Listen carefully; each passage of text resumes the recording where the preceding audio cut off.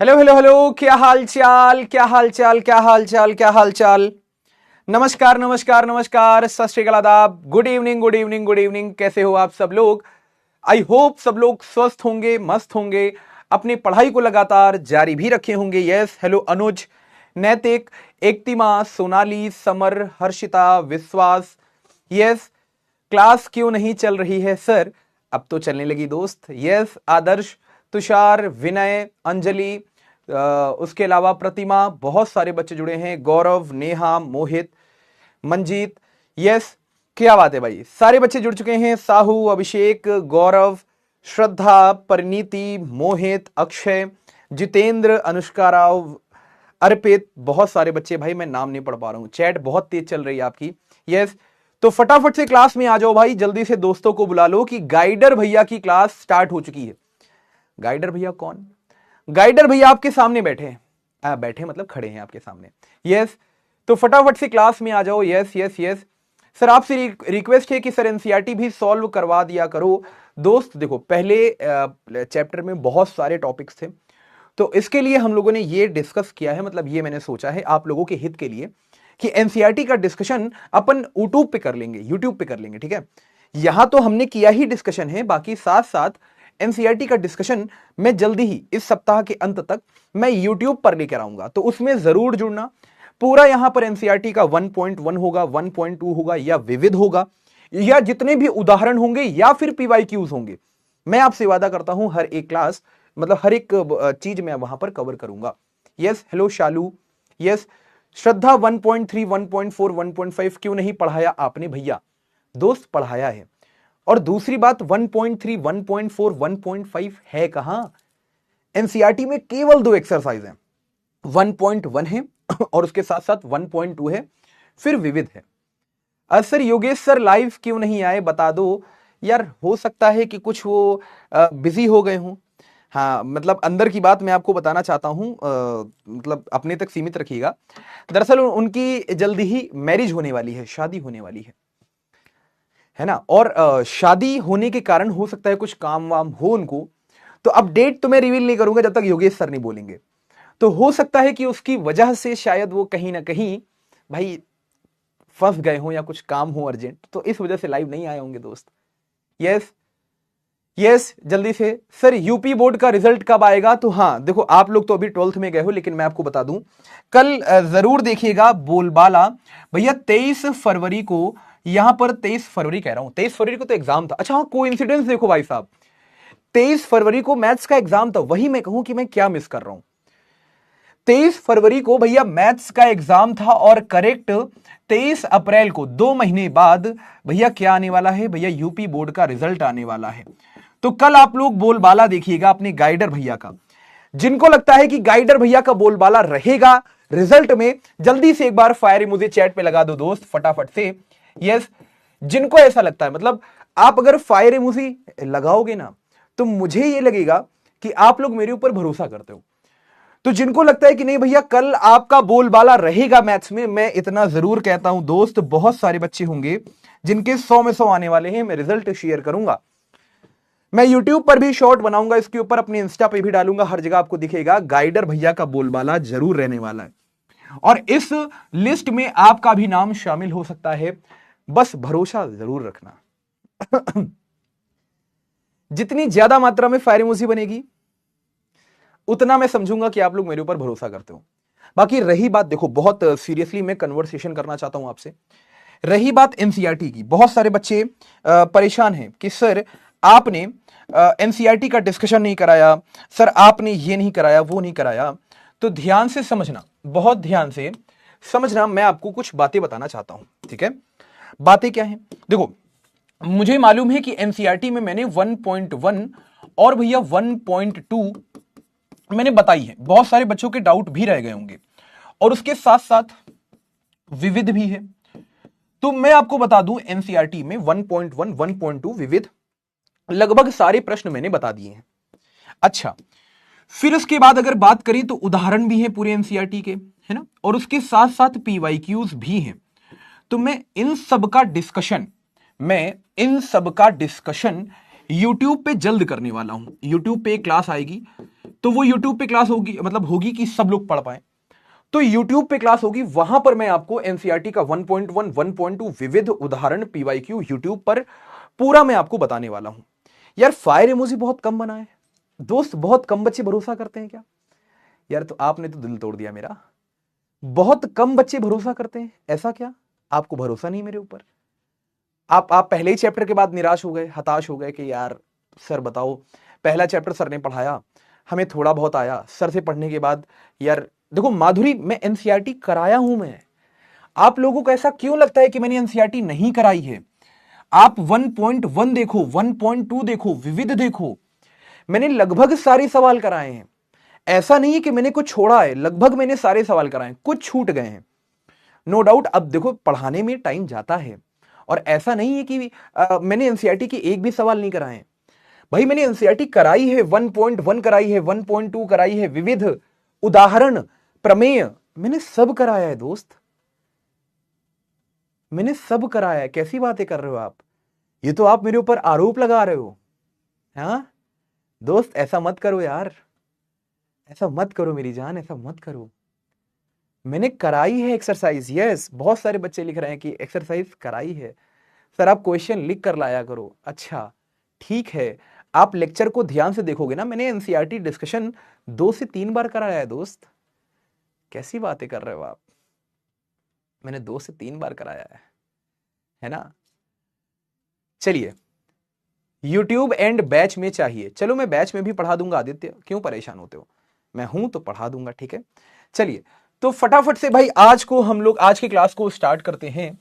और आज की क्लास को स्टार्ट करने से पहले ध्यान से समझना, आज का हमारा ये नया चैप्टर है, तो परेशान मत हो, एक क्लास में और लेके आऊंगा। अगर आप कह रहे हो तो मैं बैच पर ही एक क्लास और लेके आऊंगा, जिसमें एक मिनट एक मैं क्लास और लेके आऊंगा। एक वो आपकी एक्स्ट्रा क्लास होगी, वो एक्स्ट्रा क्लास हो सकती है कि मैं संडे को ले लूं या फिर उसके पहले मैं ले लूं, कभी भी क्लास ले सकता हूं। तो जितने बच्चे चाहते हैं कि सर बैच पे भी एक्स्ट्रा क्लास आए, मतलब यूट्यूब पे तो लूंगा ही लूंगा, उसके साथ साथ बैच पे भी लूंगा, तो जल्दी से मुझे यहां पर एक बार जरा दिल बना दो, सर नहीं पढ़ाया है। अच्छा आदित्य जी, मैंने एनसीईआरटी का डिस्कशन नहीं कराया, चलो कोई बात नहीं, मैं करा दूंगा, भरोसा रखो। तो जितने बच्चे चाहते हैं ना कि एनसीईआरटी का भैया वो जो डिस्कशन है वो बैच पर हो, तो मुझे एक्स्ट्रा क्लास लेनी पड़ेगी। तो वो मैं एक्स्ट्रा क्लास आपको 3 दिन है अभी हमारे पास इस हफ्ते में, या संडे को मैं ले लूंगा क्लास, है ना, 2 घंटे की, 2.5 घंटे की। वो पूरा एनसीईआरटी पे बेस्ड होगी कि भैया 1.1 का एक एक सवाल, 1.2 का एक एक सवाल, विविध का एक एक सवाल, उदाहरण सारे के सारे। आप लोग जल्दी से दिल बना दो चैट पे, जितने बच्चे चाहते हैं। चलो ठीक है, कोई बात नहीं, मैं मानता हूं कि थोड़ा सा हमारे पास समय कम था, थोड़ी बहुत जल्दीबाजी हो गई होगी, हो सकता है, लेकिन नहीं नहीं बिल्कुल, अब इसमें कोई भी रियायत नहीं होगी, है ना, कि सर मत लीजिए क्लास वगैरह वगैरह। लूंगा क्लास, जैसा आप कहोगे वैसे ही चलेंगे अपन। अगर आप चाहते हो फटाफट से एक बार दिल बनाओ फटाफट चैट पे, यस। मैं एनसीईआरटी की क्लास लूंगा, एक्स्ट्रा क्लास लूंगा, जिसमें मैं 1.1, 1.2 और भैया विविध हल करवाऊंगा। लेकिन आपका काम क्या है? रिवाइज करके जरूर आना, यस, रिवाइज करके जरूर आना। आप दिल बना रहे हो तो मैं ये समझूंगा कि आप रिवाइज करके क्लास में आओगे। मतलब जितने भी 9 लेक्चर मैंने लिए हैं आप उनको अच्छे से देखोगे, थ्योरी समझोगे, फिर उसके बाद आप उस क्लास में आओगे जिससे आपको फायदा होगा। यस, क्या बात है भाई, बहुत सारे बच्चे अब दिल बना रहे हैं। ठीक है चलिए कोई बात नहीं, मैं समझ गया, एक क्लास अभी और लेनी है, परेशान बिल्कुल भी मत हो। चलो संडे को नहीं लूंगा, मैं किसी और दिन क्लास ले लूंगा, ठीक है, परेशान बिल्कुल भी मत हो। आपके गाइडर भैया हैं, आपके लिए हैं, आपसे हैं, हमेशा आपसे प्यार करेंगे, आपके साथ मेहनत करेंगे, आपके अच्छे परिणाम की ही भैया कामना करेंगे, ठीक है। चलो तो आज का हमारा भैया यहां पर चैप्टर क्या है? प्रतिलोम त्रिकोणमितीय फलन, ये हमारा चैप्टर नंबर 2 है। तो आज के हम इस चैप्टर को भैया शुभ आरंभ करते हैं। तो चैप्टर नंबर 2 हमारे पास क्या है? प्रतिलोम त्रिकोणमितीय फलन। अब यहां पर सबसे पहला नाम क्या जुड़ा है? अब जरा ध्यान से देखना, यस यस, अब जल्दी से ध्यान से देखो, हैंड रिटन नोट्स भी आपको फटाफट मिलेंगे, परेशान मत हो। अब जरा ध्यान से समझो, यहां पर हमारे पास भैया चैप्टर नंबर 2 स्टार्ट हो चुका है, यस। अब चैप्टर नंबर 2 को अगर आप देखो तो ये क्या है भैया? प्रतिलोम त्रिकोणमितीय फलन। अब इसके नाम में क्या है? प्रतिलोम। सबसे पहला नाम यहां पर क्या है? प्रतिलोम। दूसरा क्या है? अब अगर आप नाम को देखो तो ध्यान से समझना, सबसे पहले तो ये टेलीग्राम चैनल है। आज हम लोग क्या पढ़ेंगे ये मैं आपको बता देता हूं, एंड आज हम लोग क्या पढ़ेंगे ये मैं आपको बताऊंगा भी। सबसे पहले आप ध्यान से समझो, यहां पर भैया चैप्टर का नाम क्या है, पाठ का नाम है ना, पाठ का नाम। तो पाठ का नाम बड़ा ध्यान से समझना, इसमें ही बहुत सारी बातें छुपी होती हैं। पाठ के नाम में बहुत सारी बातें छुपी होती हैं। सबसे पहला प्रतिलोम है इसका नाम। तो भैया प्रतिलोम का मतलब क्या होता है, आपको पिछली कक्षा में मैंने बताया है ना। प्रतिलोम त्रिकोणमितीय, प्रतिलोम त्रिकोणमितीय फलन। अच्छा, अब जरा ध्यान से सुनिएगा, प्रतिलोम त्रिकोणमितीय फलन, इसको इंग्लिश में क्या कहते हैं भैया, तो ध्यान से समझना, इसको हम लोग इंग्लिश में कहते हैं इनवर्स। यहां पर होगा ट्रिगोनोमेट्रिक और यहां पर होगा भैया फंक्शन।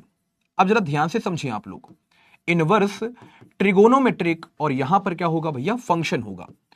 मतलब इसको शॉर्ट फॉर्म में हम क्या कहेंगे, आप अगर ध्यान से देखो तो बार बार प्रतिलोम त्रिकोणमितीय फलन बोलना, बार बार प्रतिलोम त्रिकोणमितीय फलन बोलना, बार बार प्रतिलोम त्रिकोणमितीय फलन बोलना अच्छा नहीं होगा। अच्छा क्या नहीं होगा, मतलब मैं बार बार कहूंगा प्रतिलोम त्रिकोणमितीय फलन तो समय जाएगा, 2 से 3 सेकंड का समय जाएगा, बार बार हम लोग इसको देखेंगे, बार बार इतना लंबा नाम है लिखेंगे। तो शॉर्ट फॉर्म में हम इसको क्या लिखेंगे, ध्यान से समझना, इसकी शॉर्ट फॉर्म होती है।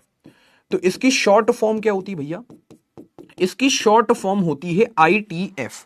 बात समझ में आ गई, इसकी शॉर्ट फॉर्म क्या होती है भैया, ITF। इसका मतलब क्या है, इनवर्स ट्रिगोनोमेट्रिक फंक्शन। इसका शॉर्ट फॉर्म क्या है, अंग्रेजी वाला नाम होता है इनवर्स ट्रिगोनोमेट्रिक फंक्शन। आप चाहो तो हिंदी में भी बना लो, प्रतिलोम का प्रा हो गया, त्रिकोणमिति का त्रि हो गया और भैया फलन का फा हो गया। तो प्रत्रिफ, तो ये थोड़ा सा कठिन हो जाता है, तो हम सीधे कहेंगे ITF, मतलब इनवर्स ट्रिगोनोमेट्रिक फंक्शन। अच्छा, अब जरा मुझे ये बताओ, कितने कितने लोगों ने यहां पर भैया ट्रिगोनोमेट्रिक फंक्शंस पढ़े हैं, कौन कौन से पढ़े हैं आपने, तो मैं आपको समझाता हूं। सबसे पहले आपने क्या पढ़ा होगा भैया, साइन एक्स पढ़ा होगा। और अगर मैं थोड़ा सही से लिखूं तो यहां पर मुझे ऐसे लिखना चाहिए, कैसे, y बराबर साइन एक्स, यस और नॉट। फिर आपने क्या पढ़ा होगा भैया, y बराबर यहां पर cos x पढ़ा होगा। फिर आपने क्या पढ़ा होगा, y बराबर tan x आपने पढ़ा होगा। फिर आपने क्या पढ़ा होगा भैया, y बराबर यहां पर cot x पढ़ा होगा। और फिर आपने क्या पढ़ा होगा, यहां पर y बराबर भैया sec x पढ़ा होगा। और लास्ट आपने पढ़ा होगा y बराबर cosec x, यस और नॉट। तो ये सारी बातें आपने पढ़ी होंगी, sin x, cos x, tan x, cot x, sec x, cosec x, ये सब आपने कहां पढ़ा होगा, ये सब आपने भैया क्लास 11th में पढ़ा होगा, यस और नॉट, पढ़ा होगा, जरूर पढ़ा होगा। तो सर क्लास 12th में ऐसा क्या नया पढ़ने वाले हैं हम, जो क्लास 11th में हमने नहीं पढ़ा था। तो ध्यान से समझो, जैसे आपको अगर छत तक पहुंचना है तो यार सीढ़ियों का इस्तेमाल करोगे, तो भाई सबसे पहली वाली सीढ़ी पे कदम, फिर दूसरी वाली सीढ़ी पे कदम, फिर तीसरी वाली, मतलब आप स्टेप बाय स्टेप ही तो चलोगे, आप स्टेप बाय स्टेप ही तो चलोगे। ऐसा तो नहीं है कि सीधे छलांग मारा और भैया पहुंच गए सीधे छत पे, ऐसा तो नहीं है। तो कहने का मतलब है क्लास 11th में आपको इसके बारे में बेसिक सा बताया गया होगा। अब देखो, मुझे यह भरोसा है कि बहुत सारे बच्चे ऐसे हैं जिन्होंने इसको सही से नहीं पढ़ा होगा, बहुत सारे बच्चे ऐसे हैं, मैं जानता हूं। आपके सीनियर लोगों को भी पढ़ाया है, उनसे पहले भी पढ़ाया, मतलब जब मैं 4-5 साल से पढ़ा रहा हूं तो मुझे मालूम है कि बच्चे क्लास 11th में फोकस नहीं करते। तो दिक्कत यह है कि जब वो क्लास 12th में आते हैं तो इस पाठ में भैया समस्या होती है। तो अब आपके मन में डाउट आएगा, सर हमें कितना पढ़ना था क्लास 11th में, सर ये रिवाइज करवा दीजिए, सर वो रिवाइज करवा दीजिए। तो लेक्चर में ऐसे ही प्लान करके लेके आता हूं कि भैया आपको क्लास 11th को रिवाइज करने की जरूरत ना पड़े, जो जो काम का था क्लास 11th में यहां पर रिवाइज हो जाए, यस और नो। अब जरा ध्यान से सुनना, प्रतिलोम त्रिकोणमितीय फलन लिखा है यहां पर, क्या लिखा है मैंने, प्रतिलोम त्रिकोणमितीय फलन। हम प्रतिलोम को दूसरी भाषा में क्या कहते हैं मालूम है, व्युत्क्रम, यस और नो। हम भैया इसको कहते हैं व्युत्क्रम, प्रतिलोम को ही कहते हैं व्युत्क्रम। आपको मैंने लास्ट चैप्टर में एक टॉपिक बताया था व्युत्क्रमणीय फलन का, मैं रिवाइज करवा देता हूं, मैं उसको रिवाइज करवा देता हूं। मुझे यह बताओ कि अगर कोई भी फलन है हमारे पास, तो अगर उस फलन को व्युत्क्रमणीय होना है, मतलब इन्वर्टिबल, अगर उसको भैया व्युत्क्रमणीय होना है, मतलब जब उस फलन का हम प्रतिलोम निकालेंगे, ठीक है, ध्यान से समझना, तो वो फलन कैसा होना चाहिए? वो फलन भैया हमारे पास एकैकी होना चाहिए, और एकैकी के साथ साथ वो कैसा होना चाहिए? आच्छादक होना चाहिए। बात समझ में आ गई? एकैकी के साथ साथ आच्छादक होना चाहिए। अब जरा ध्यान से समझें आप लोग, एकैकी के साथ साथ आच्छादक होना चाहिए। अब यहां पर मैंने आपको एक बात बताई थी, ध्यान से समझें आप लोग। देखो मैं कैसे कैसे आपका बेस बना रहा हूं ना, आपको पता भी नहीं चलेगा कब आप 12th में कूद आए। तो पहला चैप्टर पढ़ना बहुत जरूरी है सेकंड चैप्टर को पढ़ने से पहले। मैंने आपको यह समझाया था कि भैया अगर मान लो फलन हमारे पास ए समुच्चय से बी समुच्चय में जा रहा है, तो भैया एफ इनवर्स कहां से कहां जाएगा? भैया बी से ए में जाएगा। चलो मैं आपको एक सवाल करवा देता हूं, मान लो छोटा सा क्वेश्चन मैं करवा देता हूं, जिससे आपको रिवाइज हो जाए कि हां सर आपने ये हमें बताया था। ठीक है, तो ध्यान से समझें आप लोग। सबसे पहले तो मैं आपको छोटा सा क्वेश्चन कराता हूं। भैया प्रश्न क्या है? प्रश्न यह है कि मान लो यहां पर एक फलन है जो मान लो रियल से रियल में जा रहा है, मतलब वास्तविक संख्याओं के समुच्चय से वास्तविक संख्याओं के समुच्चय में जा रहा है। और यहां पर फलन क्या है हमारे पास? मान लो भैया fx था हमारे पास 4x + 3। बात समझ में आ गई? हमसे क्या बोला? हमसे बोला कि जांच कीजिए कि क्या यह व्युत्क्रमणीय फलन है। हमसे प्रश्न क्या कहा? हमसे कहा कि जांच कीजिए, जांच कीजिए कि क्या यह व्युत्क्रमणीय फलन है, कि यह व्युत्क्रमणीय फलन है ना?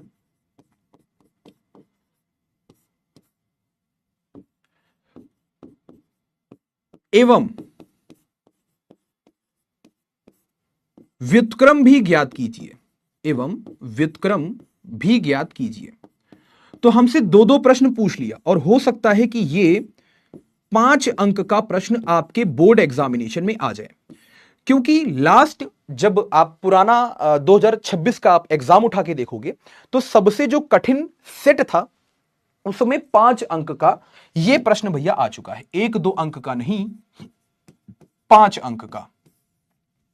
तो इंपॉर्टेंट क्वेश्चन है, ऐसे क्वेश्चंस इंपॉर्टेंट होते हैं। यहां पर क्या कहेगा हमसे? यहां पर कहेगा कि भैया फलन दिया होगा, किस समुच्चय से किस समुच्चय में जा रहा है यह दिया होगा, कहेगा जांच कीजिए कि क्या यह व्युत्क्रमणीय फलन है। तो मैं आपको यहां पर कॉन्सेप्ट समझा देता हूं। यहां कॉन्सेप्ट क्या लगेगा? कॉन्सेप्ट लगेगा कि भैया अगर कोई भी फलन व्युत्क्रमणीय होता है, अगर कोई भी फलन व्युत्क्रमणीय होता है तो वो कैसा होना चाहिए भैया? वो एकैकी होना चाहिए, और एकैकी के साथ साथ वो कैसा होना चाहिए भैया? आच्छादक होना चाहिए। बात खत्म। अच्छा, अब जरा ध्यान से समझें आप लोग। सबसे पहले हम इसको सिद्ध करेंगे कि एकैकी है कि नहीं है। तो कैसे सिद्ध करोगे आप लोग? ध्यान से समझिएगा। सबसे पहले हम इसको सिद्ध करेंगे कि भैया fx क्या था? 4x + 3 था। तो हम यहां से क्या कहेंगे कि भैया माना कि दो हमारे पास अवयव हैं, एक x1 एक x2, जो R में पाए जा रहे हैं, मतलब प्रांत में पाए जा रहे हैं। तो फिर हम यहां से क्या निकालेंगे भैया? fx1 निकालेंगे। वो क्या आएगा? 4x1 + 3 आएगा। फिर भैया यहां से क्या निकालेंगे? fx2 निकालेंगे। वो क्या आएगा? 4x2 + 3 आएगा। यहां तक कोई दिक्कत नहीं। अब इसके आगे हम दोनों को बराबर करेंगे। जैसे ही बराबर हम कर देंगे तो यहां पर क्या हो जाएगा? fx1 बराबर में भैया हो जाएगा fx2। तो कहने का मतलब है कि 4x1 + 3 क्या हो जाएगा? 4x2 + 3 के 3 से 3 कट गया तो क्या बचा? 4x1 = 4x2। भैया 4 से 4 कट गया तो क्या बचा? x1 = x2। कहने का मतलब यह है कि भैया फलन कैसा है? एकैकी है। बस इतना ही सिद्ध करना था आपको, फलन कैसा है? एकैकी है। अब बात आती है किसकी? अब ध्यान से समझना। अब बात किसकी आती है भैया? अब बात आती है यहां पर हमारे पास आच्छादक की, है ना? अब बात आती है आच्छादक की। अब जरा ध्यान से समझें आप लोग। आच्छादक के लिए क्या करेंगे आप लोग? आच्छादक के लिए सबसे पहले आप एक स्वेच्छ अवयव मानेंगे जो कहां पाया जा रहा है? सह प्रांत में पाया जा रहा है। ऐसे आप धीरे धीरे चलेंगे आगे। क्या आप कहेंगे कि भैया माना कि हमारे पास एक स्वेच्छ अवयव है y जो कहां पाया जा रहा है भैया? सह प्रांत में पाया जा रहा है। आप कहोगे y किसके बराबर होता है? fx के बराबर होता है। फिर आप कहोगे कि y यहां पर क्या हो जाएगा? fx क्या था? 4x प्लस 3 था fx, तो यहां पर आप लिखोगे 4x प्लस 3। फिर मैंने आपको यह समझाया था कि भैया अभी y अकेला बैठा है, अभी y अकेला बैठा है, यहां पर कुछ ना कुछ x दिया है, जैसे 4x प्लस 3 दिया है। तो अब यहां से x को अकेला करो। तो x को कैसे अकेला करोगे आप? x को ऐसे अकेला करोगे कि भैया यहां पर 3 को इधर भेजोगे आप, तो क्या बचेगा? y माइनस का 3, यहां हो जाएगा 4x। 4 को इधर नीचे भेजोगे आप, तो यहां हो जाएगा y माइनस 3 का मतलब बटे 4 बराबर में x। यस और नॉट? यहां तक की बात क्लियर हो गई। तो अब आप क्या करोगे? अगला कदम आप यहां से देखोगे कि भैया x बराबर क्या आ चुका है? x बराबर आ चुका है y माइनस 3/4। बात समझ में आ गई? यहां तक की बात आपको समझ में आ गई होगी कि भैया y बराबर क्या था? 4x प्लस 3, तो x बराबर आ चुका है y माइनस 3/4। अब आगे क्या करना है सर? तो आप यहां पर देखो कि fx क्या था। तो आपने यहां पर देखा कि भैया fx था हमारे पास 4x प्लस 3। अब कुछ मत करो, x को उठाओ, जो आपने x यहां पर निकाला है x को उठाओ, यहां रख दो। तो x की जगह पे क्या रखोगे आप? y minus 3/4।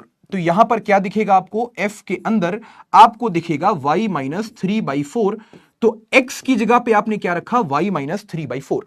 तो यहां पर भी x की जगह पे क्या हो जाएगा भैया? y minus 3/4। अच्छा, और प्लस का 3 ऊपर था तो यहां भी रहेगा, 4 यहां गुणे में था तो यहां भी गुणे में रहेगा।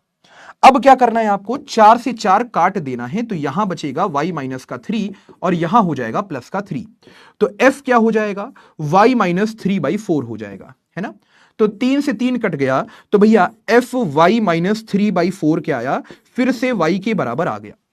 अच्छा, ये करने का मतलब क्या है? मैं आपको थोड़ा सा समझाना चाहता हूं। इसका मतलब क्या है कि y आपने माना था कि सह प्रांत में पाया जा रहा है, आपने y को निकाला, तो यहां से आपने y को 4x प्लस 3 के बराबर रखा, x क्या आया? y माइनस 3/4 आया।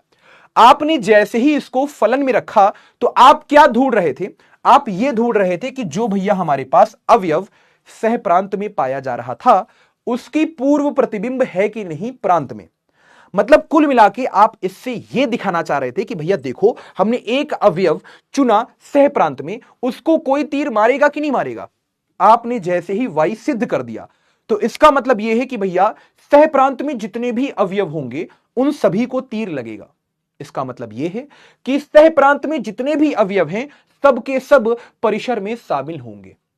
अगर सह प्रांत में जितने भी अवयव थे सब परिसर में शामिल, तो कहने का मतलब है सह प्रांत परिसर बराबर। आप यहां क्या लिखोगे? सीधे आप लिखोगे कि भैया सह प्रांत और परिसर बराबर हो चुका है। अगर सह प्रांत और परिसर बराबर हो गया तो सीधे आप लिखोगे कि भैया फलन कैसा है? आच्छादक। अब जरा ध्यान से समझो, फलन कैसा है? फलन है आच्छादक, फलन है एकेकी, फलन है आच्छादक, फलन है एकेकी। तो अब यहां पर फलन कैसा है? व्युत्क्रमणीय। मतलब अब हम इस फलन का भैया क्या निकाल सकते हैं? व्युत्क्रम यानी कि प्रतिलोम। कैसे निकालोगे? ध्यान से समझना। सबसे पहले आप fx को लिखोगे, तो वो था भैया 4x प्लस का 3, और f कहां से कहां जा रहा था? r समुच्चय से r समुच्चय में जा रहा था। ठीक है, आप सबसे पहले यहां पर भैया fx को क्या लिखोगे? y लिखोगे, तो y बराबर 4x प्लस 3। अब y बराबर कुछ ना कुछ x दिया है, तो यहां से अकेला किसे करना है? x को अकेला करना है। तो फिर से वही चीज, y माइनस 3 बराबर क्या होगा? 4x हो जाएगा। 4 नीचे आएगा तो y माइनस का 3 अपॉन में 4 क्या हो गया? x हो गया। बात समझ में आ गई? तो अब जैसे ही आपने देखा कि x बराबर क्या चुका है? y माइनस 3/4, कुछ हमें बदलाव करने होंगे। वो बदलाव क्या करने हैं कि भैया x को क्या रखना है? आपको x को रखना है फटाफट से f इनवर्स x, है ना? जहां आपको x दिखे वहां क्या रख दो? f inverse x। और जहां पर आपको y दिखे वहां पर क्या रख दो? x रख दो, काम खत्म।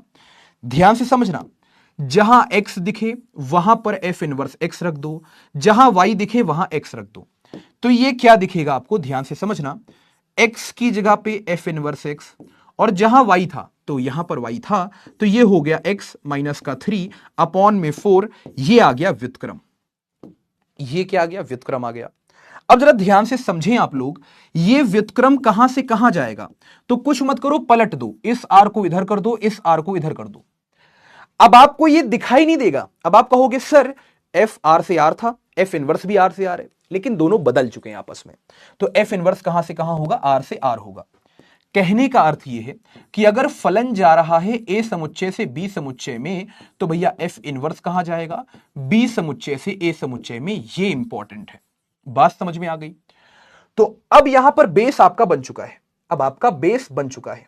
अच्छा ध्यान से समझो, ध्यान से समझो, यहां पर जैसे हम ये पढ़ते हैं ना, sine X cos X tan X cot X sec X cos X, ये क्या है, त्रिकोणमितीय फलन है, ठीक है, और ये क्लास 11th में हम लोगों ने पढ़ रखे हैं। मैं आपको एक बात बताता हूं, क्या बात बताता हूं, अगर हम ध्यान से देखें, अगर ये सारे फलन थे, मान लो अगर ये सारे फलन है, मैं आपको यहां पर बताता हूं, जैसे अगर मान लो कि मैं फलन ले रहा हूं आर समुच्चय से आर समुच्चय में, और मान लो कि यहां पर फलन क्या था हमारे पास, मान लो एफ एक्स बराबर साइन एक्स था, या फिर हो सकता है कि भैया फलन हमारे पास यहां पर कॉस एक्स हो, है ना, या फिर फलन हमारे पास यहां पर भैया टेन एक्स हो, है ना, या फिर हमारे पास फलन कैसा हो, यहां पर सेक एक्स हो, या फिर हो सकता है कि फलन क्या हो भैया, फलन हमारे पास यहां पर साइन कॉस टेन सेक हो गया, कॉट हो गया, और यहां पर आखिरी हमारे पास कॉस सेक हो गया।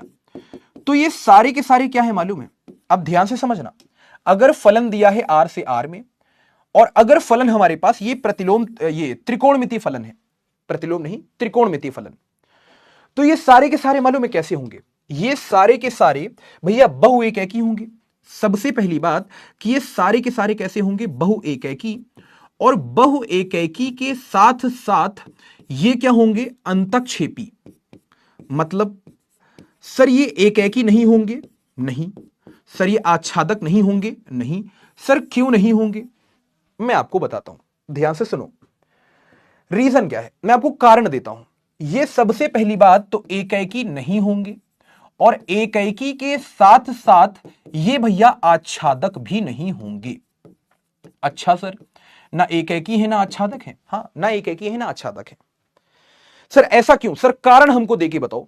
मैंने कहा देखो भाई, एक मैं आपको कारण देता हूं, एक मैं आपको कारण देता हूं। जैसे आप यहां पर देखो तो मान लो y बराबर लिखा हुआ था, ध्यान से समझना, एक कारण, अब ये बेस है, अगर यहां से आप बातों को नहीं पकड़ पाए, ये बेस है आपका, मतलब जितना भी आपका फोकस है पूरा स्क्रीन पे डाल दो, क्योंकि भैया अगर आप फोकस नहीं कर पाए स्क्रीन पे, आप मेरी बातों को नहीं समझ पाए, तो केवल आप याद करते रह जाओगे पूरे पाठ में, समझ में कुछ भी नहीं आएगा। मैं पहले कह रहा हूं, मैंने क्या कहा, मैंने ये कहा कि जहां पर भी आपका दिमाग बटा है, इधर बटा है उधर बटा है, प्लीज आप छोड़ दो बस आधे घंटे के लिए, आप पूरा फोकस स्क्रीन पे रखो। मैं आपको समझा दूंगा कि भैया क्यों हम लोग प्रतिलोम त्रिकोणमितीय फलन पढ़ते हैं, अगर पढ़ते हैं तो कौन कौन सी चीजें होती हैं।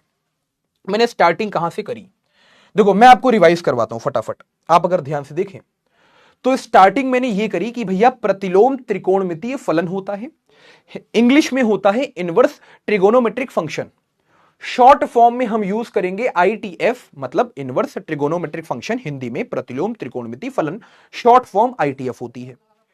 फिर मैंने आपको यह बताया कि क्लास 11th में आपने क्या पढ़ा होगा, y बराबर साइन एक्स, y बराबर कॉस एक्स, y बराबर tan X cot X, sec X cosec x.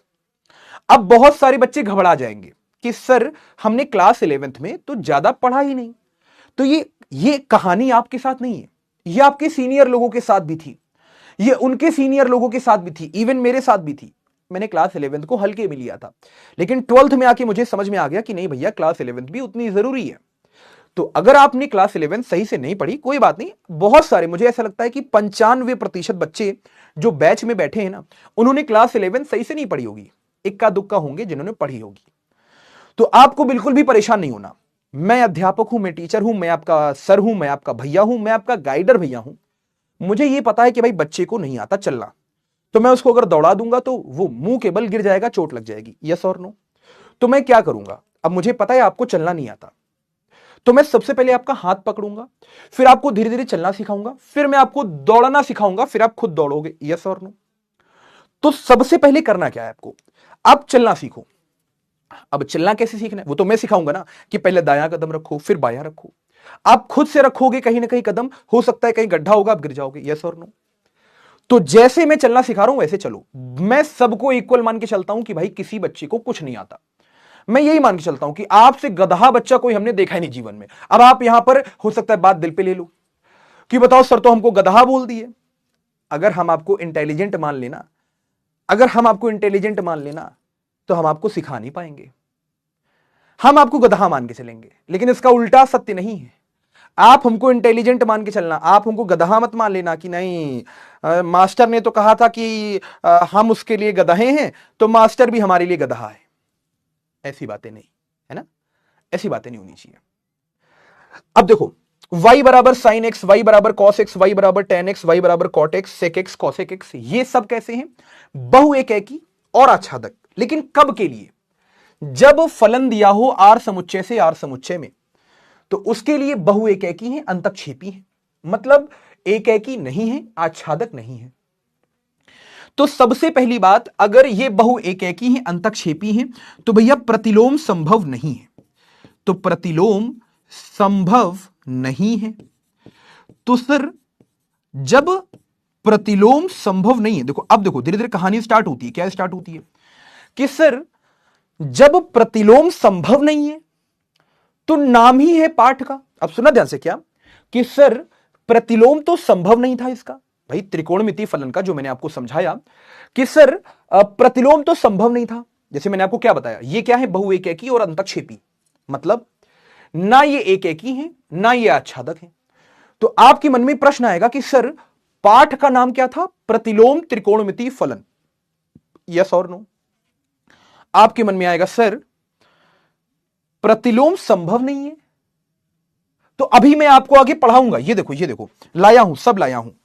यहां मैं आपको बताऊंगा कि भैया साइन इनवर्स एक्स है, कॉस इनवर्स एक्स है, टेन इनवर्स एक्स है, कॉट इनवर्स एक्स है, वगैरह वगैरह, ये सब बताऊंगा। तो फिर मैं किस बेसिस पे बताऊंगा? भाई इनका प्रतिलोम तो संभव नहीं था, तो पहले मैं इनका प्रतिलोम संभव करूंगा। हाँ, ये कॉन्सेप्ट बड़ा गजब का है सर। ये कुछ आपने अच्छी बात करी सर। ये सर क्या आपने आपने क्या क्या क्या, क्या बोला सर? क्या बोला आपने? आपने क्या बोला सर? समझ में नहीं आया सर, फिर से बताओ आराम से। सांस लो, पहले सांस लो। क्या? कि अगर फलन आर से आर में दिया है तो हम इसका कभी भी भैया प्रतिलोम संभव नहीं कर पाएंगे। क्यों? क्योंकि ना तो ये एकी होगा ना ये आच्छादक होगा। और शर्त क्या है कि अगर हमें प्रतिलोम निकालना है किसी फलन का तो वो एकी भी होना चाहिए, वो आच्छादक भी होना चाहिए।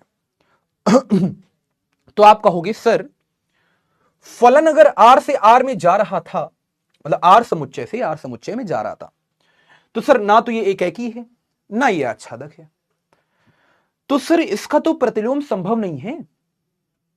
अब मैंने आपको एक यहां पर कदम आगे रखने को कहा। मैंने कहा देखो ये क्यों एकी नहीं है, क्यों आच्छादक नहीं है, सोचना ध्यान से। क्यों नहीं है मैं कारण दे रहा हूं केवल और केवल भैया एफ एक्स बराबर साइन एक्स के लिए, है ना, y बराबर एफ एक्स बराबर साइन एक्स के लिए। तो मैं केवल आपको कारण एक में दे रहा हूं। एक के लिए बात सिद्ध हो गई, सबके लिए सिद्ध हो गई कि अगर भैया साइन एक्स एकी नहीं है, साइन एक्स 1 मतलब एकी नहीं है, आच्छादक नहीं है, मतलब कोई भी एकी नहीं है, आच्छादक नहीं है, मतलब किसी भी फलन का प्रतिलोम संभव नहीं है। कारण मैं आपको देता हूं, जैसे ध्यान से समझना। अच्छा कितने बच्चों को यह मालूम है, मैं आपको थोड़ी थोड़ी बातें और बताता हूं। कितने बच्चों को यह मालूम है कि भैया साइन 90 प्लस थीटा या माइनस थीटा क्या होता है? कॉस थीटा होता है। यस और नो? अच्छा कितने बच्चों को यह मालूम है कि भैया पाई का मतलब क्या होता है? 180 डिग्री, है ना। पाई को हम कहते हैं रेडियन। तो पाई रेडियन किसके बराबर होता है भैया? पाई रेडियन बराबर होता है 180 डिग्री के, है ना। चलो ये नहीं मालूम था आपको, कोई दिक्कत नहीं, मैंने आपको बता दिया। तो जैसे आप कभी भी अगर मान लो पाई बाई 2 देखो तो इसका मतलब क्या है? 90 डिग्री। मान लो कभी आप पाई बाई 6 देखो तो इसका मतलब क्या है? 30 डिग्री। मान लो कभी आप पाई बाई 3 देखो तो इसका मतलब है 60 डिग्री, कभी आप देखो पाई बटे 4 तो इसका मतलब है भैया 45 डिग्री, है ना, कोई दिक्कत तो नहीं। अच्छा, हो सकता है कि जैसे कभी कभी आपको इसका सामना करना पड़ जाए 3 पाई बाई 2 का, तो 3 पाई बाई 2 का मतलब क्या है, याद मत करो, समझो। पाई का मतलब है 180 डिग्री, पाई का मतलब क्या है 180 डिग्री, तो 3 गुणे में 180 बटे में हो गया 2, तो भैया ये हो गया 90, तो 9 त्रिया 27 यानी कि 270 डिग्री, यस और नो। तो केवल इस पे फोकस करो कि भैया पाई डिग्री में या पाई रेडियन में 180 डिग्री होते हैं, है ना।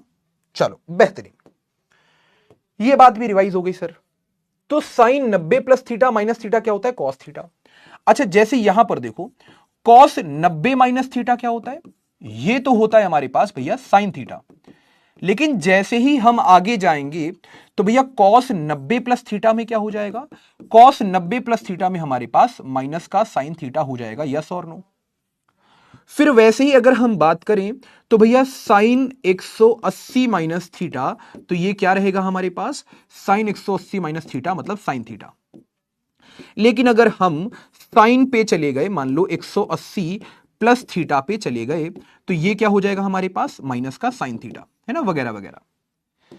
तो भैया अगर ध्यान से समझो, अगर हमें 90 दिया है प्लस माइनस या दिया है 270 प्लस माइनस, तब यहां पर कुछ बदलाव होते हैं। कुछ बदलाव क्या होते हैं, अब ध्यान से समझना, कुछ बदलाव क्या होते हैं भैया। साइन किस में बदलता है, साइन बदलता है कॉस में, कॉस बदलता है साइन में, यस और नो। भाई जैसे साइन 90 प्लस थीटा है तो साइन किस में बदलेगा, कॉस में, ये सब आपको मालूम होगा, नहीं मालूम है मैं आपको बता दे रहा हूं, बेसिक बेसिक। और वैसे ही यहां पर टेन किस में बदलेगा, टेन बदलेगा भैया कॉट में, यस और नो। वैसे ही जो सेक होगा वो किस में बदलेगा भैया, कॉसेक में, यस और नो। बेहतरीन सर, समझ में आ गया।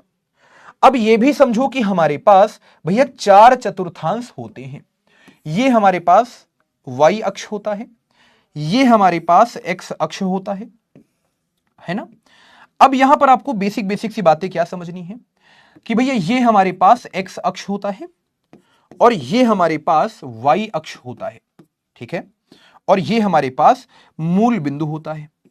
यहां पर 4 चतुर्थांश होते हैं, ये पहला, ये भैया दूसरा, ये भैया हमारे पास तीसरा और ये भैया हमारे पास चौथा। तो यहां पर एक शॉर्ट ट्रिक काम की होती है कि भैया आजा सनम तेरी कसम, वाह सर जी वाह, क्या शॉर्ट ट्रिक है, हाँ यही शॉर्ट ट्रिक है कि आजा सनम तेरी कसम। ए का मतलब है ऑल, एस का मतलब है भैया साइन और कॉसेक, साइन और साइन का उल्टा कॉसेक। टी का मतलब है टेन और टेन का उल्टा क्या होता है, कॉट। सी का मतलब है कॉस और कॉस का उल्टा होता है सेक। पहले में सारे के सारे धनात्मक रहेंगे, दूसरे में साइन और कॉसेक पॉजिटिव रहेंगे धनात्मक, तीसरे में टेन कॉट धनात्मक, चौथे में कॉस और सेक धनात्मक। अच्छा, यहां तक की बातें हो गई हैं, मैं ज्यादा समय नहीं लूंगा आपका, मैं यहां पर आता हूं सीधे, है ना, मैं यहां पर आता हूं, मैं ज्यादा समय आपका नहीं लूंगा। अब जरा ध्यान से समझो भैया, फलन कहां से कहां था, फलन था आर समुच्चय से आर समुच्चय में, बात समझ में आ गई। अच्छा एक बात बताओ, यहां पर अगर ध्यान से देखो, मैं मान लो x को रखता हूं 30 डिग्री, 30 डिग्री का मतलब है अगर मैं रखूं पाई बटा 6 रेडियन, x को क्या लिया मैंने, पाई बटा 6, यानी कि 30 डिग्री अगर मैं लूं, तो मुझे जल्दी से बताओ यहां पर y क्या मिलेगा, y मिलेगा हमको साइन 30 डिग्री, या फिर हम दूसरी भाषा में कहें तो साइन पाई बाई 6, यानी साइन 30 डिग्री क्या होता है, 1/2, ठीक है। ये पहली शर्त, ये पहली शर्त, ये पहली कंडीशन है ना। फिर दूसरी कंडीशन मैं आपको दिखाता हूं, ये पहली कंडीशन। दूसरी कंडीशन यहां पर ये है कि मान लो जैसे मैं x को क्या लेता हूं भैया, x को लेता हूं मैं 150 डिग्री, x को क्या लेता हूं 150 डिग्री। अब 150 डिग्री को आप रेडियन में कन्वर्ट करो, तो कैसे कन्वर्ट करोगे, यहां पर 150 का गुणा बस कुछ मत करो, पाई बटे 180 से करा दो। तो आप याद रखें इस चीज को कि अगर डिग्री से रेडियन में बदलना है तो पाई बटे 180 से गुणा, और अगर रेडियन से डिग्री में बदलना है तो 180 बटे पाई से गुणा, याद रहेगा, गुड। तो डिग्री से रेडियन में बदलना था, पाई बटे 180 से गुणा।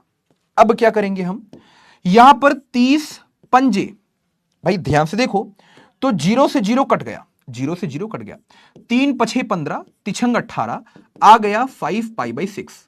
मतलब हमने x को क्या लिया, 150 डिग्री लिया, या फिर भैया 5π/6 लिया। इसको हमने उठा के y में रखा, तो y क्या हो जाएगा, साइन 150 डिग्री, या दूसरी भाषा में कहें तो साइन भैया 5π/6। यस और नो। अब जरा ध्यान से समझो, यहां पर अगर हम देखें तो कितने लोग समझ गए कि भैया यहां पर हम साइन 150 को क्या लिखेंगे, 180 माइनस का 30, यानी कि हम इसको लिख सकते हैं बेसिकली साइन 5π/6 को हम लिख सकते हैं भैया पाई माइनस में π/6। यस और नो, है ना। पाई का मतलब 180, π/6 का मतलब 30। साइन 180 माइनस 30 क्या हो जाएगा, फिर से साइन 30 हो जाएगा, मतलब ये हो जाएगा साइन पाई माइनस थीटा, मतलब साइन थीटा, यानी कि साइन π/6, यानी फिर से हमको वैल्यू क्या मिल गई, 1/2। अच्छा, अब ये दूसरी शर्त है हमारे पास। अब जरा ध्यान से देखें, आप लोग ध्यान से देखें, जब हमने x को 30 रखा तो 1/2 मिला, जब x को 150 रखा तब 1/2 मिला। अब देखो ध्यान से समझना, जब हमने x1 को 30 रखा मतलब π/6 रखा तो हमें y क्या मिला, 1/2। और जब हमने x2 को मान लो हमने क्या लिया, 150 डिग्री लिया, तो ये क्या था 5π/6, तो ये क्या मिला हमको भैया, फिर से y बराबर 1/2। तो कितने लोग यहां पर ये समझ गए कि भैया यहां पर दो अवयव हमारे पास उपस्थित थे, ये हमारे पास आर समुच्चय, ये आर समुच्चय, आर से आर में फलन जा रहा था। एक हमारे पास यहां पर x1 उपस्थित था, एक x2 उपस्थित था। इन दोनों ने तीर किसको मारा भैया, y को मारा, जो y क्या था, 1/2 था। कहने का मतलब है दो लोगों का तीर एक को लगा, तो ये फलन कैसा हो गया भैया, ये फलन हो चुका है बहु एकैकी। तो अब आपको समझ में आया ये कैसा फलन है भैया, ये हमारे पास बहु एकैकी फलन है, एकैकी नहीं है। दो लोगों ने इसको तीर मारा है, और भी आगे मारेंगे इसको, तीसरा तीर भी इसी को लगेगा। 1/2 वैल्यू बहुत बार आएगी, ऐसा नहीं केवल 2 बार आएगी, 3 बार आएगी, 4 बार, 5 बार, बहुत बार आएगी, रिपीट होती रहती वैल्यू। बात समझ में आ गई। अच्छा, और दूसरी बात जो मैं आपको यहां पर समझाना चाहता हूं, अब देखो दूसरी बात क्या है। दूसरी बात यह है कि अगर फलन आर से आर में जा रहा था तो भैया सहप्रांत क्या होगा, आप याद रखिए इस चीज को, अगर फलन आर से आर में जा रहा था तो सहप्रांत क्या होने वाला है, आर होने वाला है। यस और नो। अच्छा मुझे एक बात बताओ, कभी आपने यह देखा है कि साइन का मान 2 हो गया, 2.5 हो गया, 3 हो गया? नहीं समझ में आया, मैं आपको बताता हूं। यहां पर आप अगर ध्यान से देखें तो साइन जो है ना, साइन एक्स हमेशा -1 से 1 के बीच में वैल्यू देता है। यस और नो। जैसे मैं आपको बताता हूं, साइन 30 का मान 1/2, साइन 45 का मान 1/√2, साइन 60 का मान √3/2, साइन 90 का मान 1। अच्छा, फिर जैसे आप आगे बढ़ोगे तो भैया जैसे साइन 0 का मान 0 था, साइन 180 का मान भी 0 होगा। अब आप जैसे जैसे आगे बढ़ोगे वैसे वैसे आपको धनात्मक से ऋणात्मक चीजें मिलेंगी। कहने का अर्थ यह है कि अगर हम यहां पर फलन की बात कर रहे हैं साइन एक्स की, तो ये हमेशा ध्यान रखना कि इसका परिसर क्या होता है, इसका परिसर होता है -1 से 1 के बीच में। मतलब ये कभी भी -1 से छोटी वैल्यू नहीं देगा, -1 से कभी छोटा मान नहीं देता, और ये कभी भी 1 से बड़ा मान नहीं देगा। कभी आपने सुना है कि साइन एक्स ने हमको 2 दे दिया हो? नहीं सुनने में आएगा। कभी आपने सुना है कि साइन एक्स ने हमको 3 दे दिया हो? कभी सुनने में नहीं आएगा। कभी आपने सुना है कि साइन एक्स का मान 1.1 हो गया, 1 से बड़ा नहीं। साइन एक्स का अधिकतम मान 1, न्यूनतम मान -1। यही मैं आपको समझाना चाह रहा था। क्या कि साइन एक्स की अगर बात कर रहे हैं तो अधिकतम मान हमको क्या दे सकता है, अधिक से अधिक भैया +1 दे सकता है, और न्यूनतम से न्यूनतम आपको क्या दे सकता है, -1। मतलब परिसर कहां से कहां जाएगा, +1 से -1 जाएगा। कहने का मतलब क्या है, तीर कहां से कहां लगेगा, ध्यान से समझना भैया। -1 कहीं ना कहीं बैठा होगा, +1 कहीं ना कहीं बैठा होगा। तीर जो है वो -1 से 1 के बीच में लगेगा। कोई होगा अवयव जो -1 को तीर मार रहा होगा, कोई होगा जो इसको मार रहा होगा, कोई होगा इसको मार रहा होगा, कोई होगा इसको मार रहा होगा, इसको मार रहा होगा, इसको मार रहा होगा। तो तीर कहां से कहां लगेगा? -1 से 1 के बीच में लगेगा। अगर तीर -1 से 1 के बीच में लग रहा है तो अब जरा देखो मेन इंपॉर्टेंट बात, सहप्रांत क्या था भैया? पूरा रियल नंबर। रियल नंबर का मतलब है वास्तविक संख्याओं का समुच्चय। भाई ये तो बहुत सारे अवयव होंगे ना, यहां तो -2 भी बैठा होगा, यहां तो -3 भी बैठा होगा, फिर कहीं ना कहीं बीच में -2.5 भी बैठा होगा, यहां पर 2 बैठा होगा, 2.5 बैठा होगा, 3 बैठा होगा, 3.5 बैठा होगा, 4 बैठा होगा, वगैरह वगैरह बहुत सारी संख्याएं बैठी होंगी।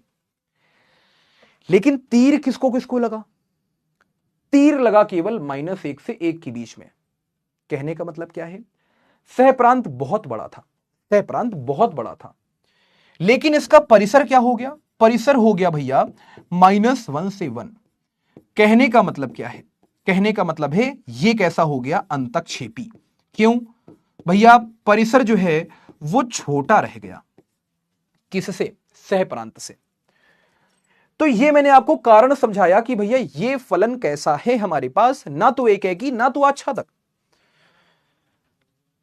यहां तक की बातें क्लियर हो गई हैं? जल्दी से चैट पे बता दो फटाफट। यस, जल्दी से चैट पे फटाफट बता दो क्या क्लियर हो गया है? सर क्या y बराबर साइन एक्स का ग्राफ बना? हाँ दिखा सकते हो, दिखा सकते हो नमन। यस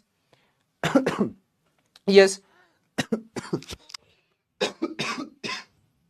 सॉरी, हाँ दिखा सकते हैं नमन, मैं बताता हूं, भी ग्राफ बनाकर भी दिखाता हूं। भैया 1/2 कैसे आया? अरे अंगद जी, साइन 180 माइनस थीटा क्या होता है? Sine theta. तो साइन 180 माइनस 30 क्या होगा? साइन 30।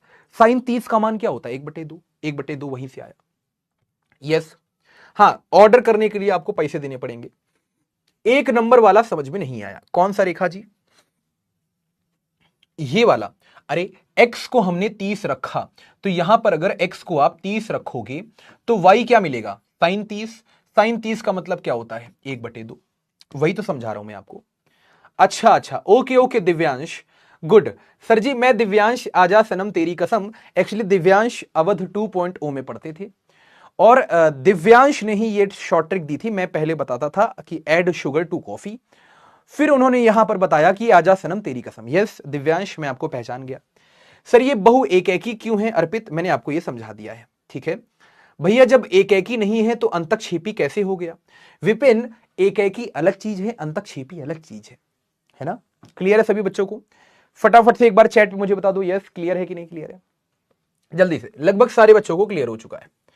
सर ये नहीं समझ में आया कि बराबर कैसे हो गया? भैया जी एकेकी ज्ञात करते हुए 4x + 1 में आपने 4 को 4 से कैसे काट दिया? अरे भाई 4x1 + 3 बराबर में 4x2 + 3, 3 से 3 कट गया, 4 से 4 कट गया, x1 बराबर x2। कितना सिंपल है दोस्त, दुस्सी है ना?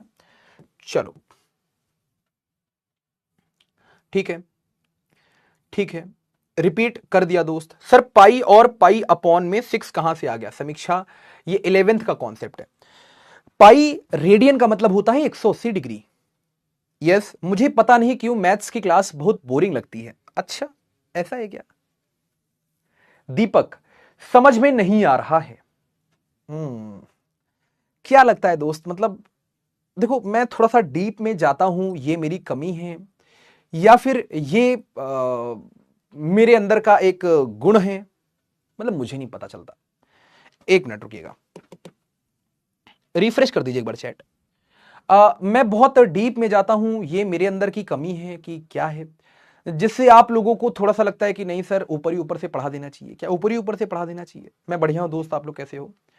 है ना? मतलब देखो एक बच्चा कह रहा है कि बोरिंग लग रही है क्लास, एक बच्चा कह रहा है सर ये है ना, समझ में नहीं आ रहा है, जैसे मनप्रीत है। सर अच्छे से आप बहुत अच्छा पढ़ाते हो। अच्छा अच्छा अच्छा, मतलब देखो ये, सर एक शायरी मार दो, करते हैं शायरी, शायरी भी करते हैं। मतलब देखो ये बहुत बेसिक बेसिक सी बातें हैं कि आपको ये समझना है कि भाई आ, कमी कहां पर आ रही है।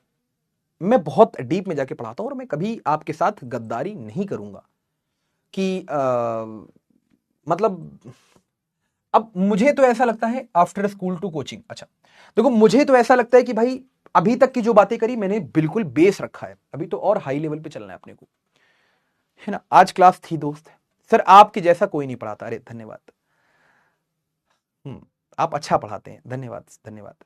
सर ग्राफ फिर से बता दीजिए दोस्त, ग्राफ मैंने बताया ही नहीं। चलिए बहुत सारे बच्चे हैं यहां पर। नो सर क्लास बहुत अच्छी है। चलिए सर प्लीज समझ में नहीं आता, राहुल कह रहे हैं। अच्छा हम्म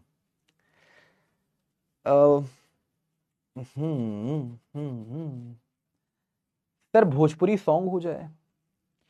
देखो पहली बात तो जो बच्चे यहां पर एनसीईआरटी को लेकर परेशान है ना, देखो मैं आपसे कुछ बातें करना चाहता हूं, मैं पढ़ाना भी छोड़ रहा हूं, इधर बंद कर रहा हूं। देखो कुछ बातें मैं आपसे करना चाहता हूं। क्या एनसीईआरटी मैंने डिस्कस कराई है, अब वो आप राजी नहीं हो वो बात अलग है, बट अगर आप 1.1 के सवाल ले लो आप, या 1.2 के सवाल ले लो आप, या विविध के ले लो, विविध का पहला सवाल थोड़ा सा कठिन है, बाकी उसके अलावा सरल हैं सारे के सारे। मैंने सूत्र भी बता दिए कितने फलन होंगे, एकैकी बहुएकैकी आच्छादक वगैरह वगैरह। मतलब कहने का मतलब यह है कि आप एक बार एनसीईआरटी प्लीज उठाओ, है ना। पवन, हां आस्था कह रही है सर आपने पूरी एनसीईआरटी कराई है।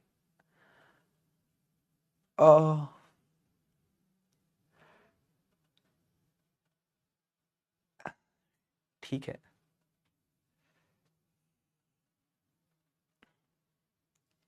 चलिए कोई बात नहीं। मतलब देखो मैं ऐसा बोल रहा हूं कि देखो मैं बहुत दिल की बात आपसे बताना चाहता हूं। देखो मैं यहां पर कोई अपने आप को बड़ा नहीं मानता, मैं टीम में सबसे छोटा हूं, बहुत कम एज है, लेकिन कम एज पर मत जाना। एक्सपीरियंस नाम है तो उसके साथ साथ एक्सपीरियंस भी बहुत है। एनसीईआरटी मैंने कराई है, मैं फिर से बोल रहा हूं मैंने कराई है, लेकिन चलो आप लोगों की डिमांड थी सर एक बार और एनसीईआरटी हो जाए, तो मैंने मना तो नहीं किया कि नहीं भाई देखो भैया हमने इतना ही पैसा लिया है, हम इतना ही करा सकते हैं, नहीं। मैंने कहा चलो ठीक है, यूट्यूब पे भी मैं रिवीजन करवा दूंगा, एनसीईआरटी के क्वेश्चंस करवा दूंगा, साथ साथ बैच में भी क्लास ले लूंगा। भाई मैं घर पे खाली बैठा रहता हूँ 3 दिन, मैं सही बताऊँ ना, मैं शाम को 3 दिन खाली बैठा रहता हूँ भाई। मंडे ट्यूसडे वेडनेसडे, आज सोमवार मंगलवार बुधवार क्लासेस मेरी हो गई। अब मैं 3 दिन घर पे खाली बैठा रहूंगा तो मैं क्या करूंगा, मैं बोलूंगा भाई तुरंत मेरी क्लास लगाओ, मैं आ जाऊंगा, परेशान मत हो। दूसरा, अब जैसे समझ में नहीं आ रहा है तो मैंने क्या बोला, देखो बहुत सारी बातें ऐसी हैं, आपने ये नोटिस किया होगा कि मैं पीपीटी लाकर नहीं पढ़ाता। आप ये गौर करोगे क्रैश कोर्स में मैं पीपीटी से पढ़ाता था। क्यों? समय कम होता था, मैं कहता देखो लिखा है पढ़ लो, लिखा है पढ़ लो, लिखा है पढ़ लो, क्वेश्चन का सॉल्यूशन लिख के लाया देखो पढ़ लो। यहां भरपूर समय है, तो प्लीज देखो मैं कुछ बातें आपसे यहां पर शेयर करना चाहता हूं। प्लीज आप लोग इसके लिए परेशान मत हो कि सर क्या आप टाइमली सिलेबस खत्म करा पाओगे। भाई आपसे ज्यादा मेरे को चिंता है। अक्टूबर नवंबर तक आपका सिलेबस पूरा खत्म करके दे दूंगा आपको, पूरी एनसीईआरटी के साथ, पूरे पीवाईक्यू के साथ, पूरे अच्छे अच्छे कॉन्सेप्ट के साथ, सारे के सारे कॉन्सेप्ट में आपको पकड़ा दूंगा। और कहने का मतलब यह है मेरा कि भाई भरोसा करना स्टार्ट करो। अब देखो कुछ बच्चे कह रहे हैं सर जैसे समझ में नहीं आया, तो अब वो गलती कहां हो रही है, या तो मेरे अंदर कुछ कमी है या फिर आपके अंदर कुछ कमी है। देखो मैं भी एक्सेप्ट करने को तैयार हूं, बट आप भी एक्सेप्ट करने को तैयार रहो कि आपका फोकस क्या नहीं हो पा रहा है क्लास में, या फिर मैं थोड़ा सा डीप जा रहा हूं तो मैं हल्का करता हूं कंटेंट, कोई दिक्कत नहीं, घाटा आपका है।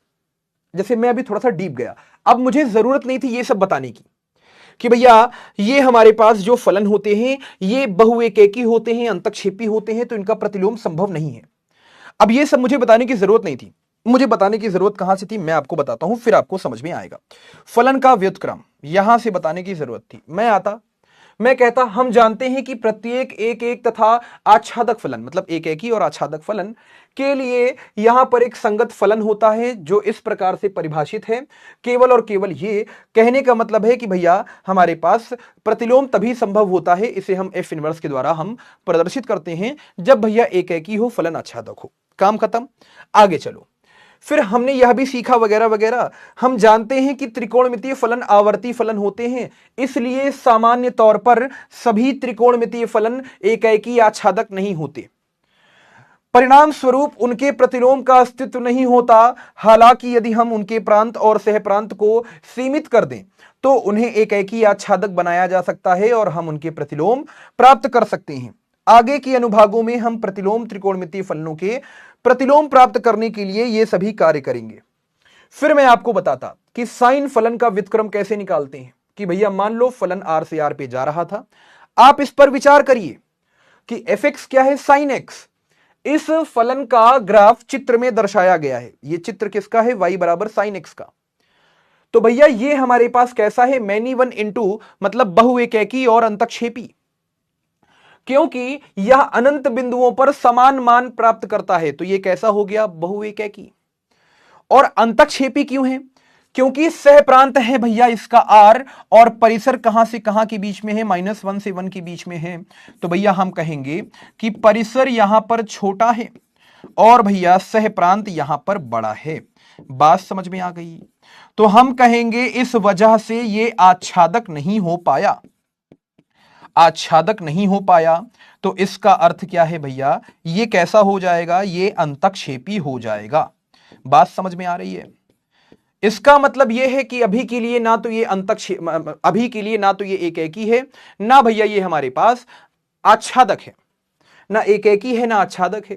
तो हम क्या करेंगे, यहां पर प्रांत को सीमित कर देंगे, सह प्रांत को सीमित कर देंगे। यस, क्या इसमें मजा आ रही है? सर छुट्टी कर दीजिए, पहली बात तो हम उठा पटक देंगे ऐसे लोगों को।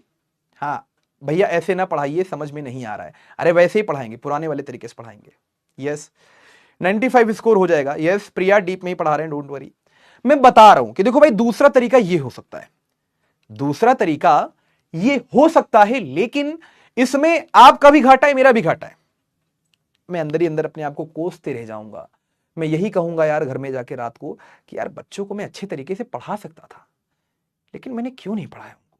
लिटरली मेरे मन में यही आएगा कि यार मैं बच्चों को और भी कुछ सिखा सकता था कि यार एफ एक्स अगर फलन आर से आर में दिया है तो ये क्यों नहीं है एकाएकी, क्यों नहीं है आच्छादक। इसके पीछे का कारण मैंने आपको यहां दिया मैंने आपको कारण। ये देखो, आप कारण देखो, मैंने बहुत बेसिक से उठाया। मैंने कहा भैया एक्स का एक मान ले लिया π/6, तो इसको मान लिया x1 और यहां मैंने इसको मान लिया x2। जब x1 को फलन में रखोगे तो 1/2 मिलेगा, जब x2 को फलन में रखोगे तब भी 1/2 मिलेगा। कहने का मतलब है कि प्रांत में दो ऐसे अवयव थे जो भैया जिनका प्रतिबिंब एक ही था, 1/2। कहने का मतलब यह कैसा है भैया, बहुएकैकी है, एकाएकी नहीं है। कारण मैंने आपको दिया।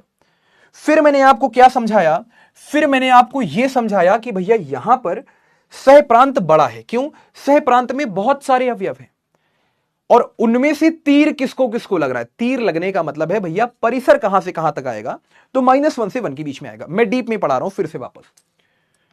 तो भैया परिसर छोटा है, सह प्रांत बहुत बड़ा है। तो कहने का मतलब भैया परिसर छोटा है, सह प्रांत बहुत बड़ा है, तो कैसा हो गया, अंतक्षेपी। तो इसका मतलब यह है कि भैया इनका प्रतिलोम संभव नहीं है। तो सर प्रतिलोम कैसे संभव करेंगे, क्योंकि पाठ का नाम क्या है, प्रतिलोम त्रिकोणमितीय फलन। तो मैं यहां पर कहूंगा कि भैया आप यहां पर क्या करो ना, आप यहां पर अगर किसी भी फलन का, अब मान लो जैसे यहां पर किसी भी फलन का अगर व्युत्क्रम संभव नहीं है, अगर किसी भी प्रतिलोम का मतलब किसी भी फलन का मान लो प्रतिलोम संभव नहीं है, प्रतिलोम संभव नहीं है, तो आप क्या करो मालूम है, आप क्या करो मालूम है, सबसे पहले आप यहां पर फटाफट से इसके प्रांत को सीमित कर दो। आप क्या करो, फटाफट से प्रांत को सीमित कर दो और प्रांत को सीमित करने के बाद आप इसके सह प्रांत को भी सीमित कर दो। बात समझ में आ रही है, प्रांत को भी सीमित कर दो, सह प्रांत को भी सीमित कर दो। अब सीमित कहां से कहां करना है ध्यान से समझना, यह मैं आपको आगे समझाता हूं। प्रांत को कैसे सीमित करना है, अब ये थोड़ा सा हाई लेवल की बातें, अब ये थोड़ा सा हाई लेवल की बातें जैसे मैं आपको यहां पर समझाता हूं। अब जैसे मैं आपको यहां पर समझाता हूं, ध्यान से समझना। यहां पर अगर आप देखो तो ये ग्राफ किसका है मालूम है, ये अगर आप ग्राफ देखो तो ये ग्राफ है किसका, ये ग्राफ है y बराबर साइन एक्स। ये ग्राफ किसका है, y बराबर साइन एक्स। अब ये फलन कहां से कहां जा रहा था भैया, आर समुच्चय से आर समुच्चय में, तो ग्राफ कुछ ऐसा दिख रहा था। अब ग्राफ याद करने की जरूरत नहीं है, बस एक बार नजर मार लो कि हाँ भैया ऐसा दिखता है ग्राफ, है ना। 0 पे यहां होता है, π/2 पे वैल्यू क्या होती है, 1 होती है। फिर वैसे ही अगर आगे देखोगे तो पाई पे 0 हो जाती है, मतलब 0 पे 0, पाई पे 0, 2 पाई पे 0, माइनस के पाई पे 0, माइनस के 2 पाई पे 0 वगैरह वगैरह, इस पे वैल्यू 0 हो जाती है। कहने का मतलब यह है कि जब फलन आर से आर में जा रहा था, जब फलन आर से आर में जा रहा था, तब ये जो फलन है ना fx बराबर sin x, ये कैसा है भैया, ये हमारे पास बहुएकैकी है और भैया यहां पर अंतक्षेपी है। मैनी वन इनटू का मतलब क्या है, बहुएकैकी। मैनी वन इनटू का मतलब क्या है, बहुएकैकी। और बहुएकैकी के साथ साथ भैया ये कैसा है, अंतक्षेपी। बात समझ में आ गई। तो इसका हम लोग अभी प्रतिलोम नहीं निकाल सकते। तो प्रतिलोम कब निकाल पाएंगे सर, अभी इसका हम प्रतिलोम नहीं निकाल सकते। तो प्रतिलोम कब निकाल पाएंगे, जब हम इसका प्रांत और सहप्रांत सीमित कर देंगे। हुआ क्या, हमने यहां पर क्या किया, ध्यान से सुनना, हमने यहां पर क्या किया भैया, सबसे पहले इसके प्रांत को हमने काटा। काटने का मतलब है सीमित किया, बिल्कुल फिक्स किया कि भैया प्रांत हम इस बीच से इस बीच में लेंगे तभी एकाएकी बन पाएगा, और सह प्रांत इस बीच से इस बीच में लेंगे तो भैया ये क्या बन पाएगा, आच्छादक। सुनो ध्यान से, प्रांत को काटा, ध्यान से समझो, प्रांत को सीमित किया तो क्या फायदा हुआ, प्रांत को सीमित करने से फायदा हुआ कि भैया फलन कैसा बन गया, एकाएकी बन गया। यस और नॉट, प्रांत को सीमित किया तो फलन कैसा बन गया, एकाएकी। और जब हमने सह प्रांत को सीमित किया, जब हमने सह प्रांत को सीमित किया तो भैया ये कैसा बन गया, अंतक्षेपी। यस और नॉट। तो समझने वाली बात क्या है, समझने वाली बात बच्चा लोग ये है, ध्यान से समझो, समझने वाली बात यहां पर ये है कि जब हमने प्रांत को सीमित किया तो एकाएकी, सह प्रांत को सीमित किया तो अंतक्षेपी। कहने का मतलब क्या है, ध्यान से समझो, यहां पर हमने प्रांत को कैसे सीमित किया, तो हमने प्रांत ले लिया केवल माइनस के π/2 से। अब ध्यान से सुनना, हमने प्रांत क्या ले लिया, माइनस के π/2 से और प्लस का π/2, ये हमने ले लिया प्रांत। बात समझ में आ गई, हमने प्रांत को सीमित कर लिया माइनस के π/2 से π/2। अब देखो इससे फायदा क्या हुआ, ध्यान से देखो, आप ध्यान से देखो, हमने प्रांत को क्या ले लिया, हमने प्रांत को ले लिया भैया माइनस के π/2 से और यहां पर प्लस का π/2। बात समझ में आ गई। और सह प्रांत हमने क्या ले लिया, अब ध्यान से समझना, सह प्रांत हमने क्या ले लिया भैया, 1 से लगा करके माइनस का 1। बात समझ में आ गई। हमने क्या ले लिया, सह प्रांत क्या ले लिया, माइनस के 1 से प्लस 1 तक। क्या ले लिया, माइनस के 1 से प्लस 1 तक। अब देखो धीमे धीमे बातें आपको समझ में आएंगी। हमने भैया सह प्रांत कहां से कहां ले लिया, हमने सह प्रांत ले लिया यहां पर भैया, यहां पर सह प्रांत ले लिया माइनस के 1 से 1 तक। अब ऐसा करने से क्या हुआ, समझना ध्यान से, ऐसा करने से यह हुआ कि भैया फलन का प्रांत अब क्या हो चुका है, माइनस के π/2 से प्लस का π/2। प्रांत को सीमित किया तो फलन कैसा हो गया, एकाएकी। और सह प्रांत क्या किया, -1 से 1, तो भैया ऐसा करने से, अब देखो सह प्रांत हमने काट दिया, सह प्रांत हमने काट दिया, तो सह प्रांत को हमने काट कर क्या किया मालूम है, परिसर के बराबर कर दिया। ध्यान से देखो तो ये क्या है, अब नया सह प्रांत, और परिसर क्या था sin x का, -1 से 1। तो यहां पर सह प्रांत और परिसर अब बराबर हो चुके हैं। नहीं समझे, सह प्रांत को काटने का मतलब है कि यहां पर फलन को आच्छादक बनाना, और प्रांत को काटने का मतलब है एकाएकी बनाना।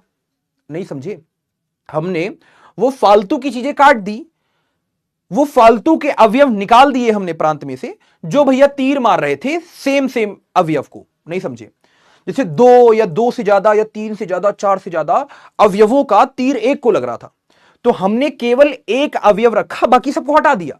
नहीं समझे, समझने वाली बात क्या है, समझो समझो, ये हमने क्यों किया भाई, ध्यान से देखो, तो यहां पर बहुत सारे ऐसे अवयव थे जो एक ही अवयव को तीर मार रहे थे, तो हमने केवल एक अवयव रखा, बाकी सबको हटा दिया जो दोबारा दोबारा तीर मार रहे थे अवयव को।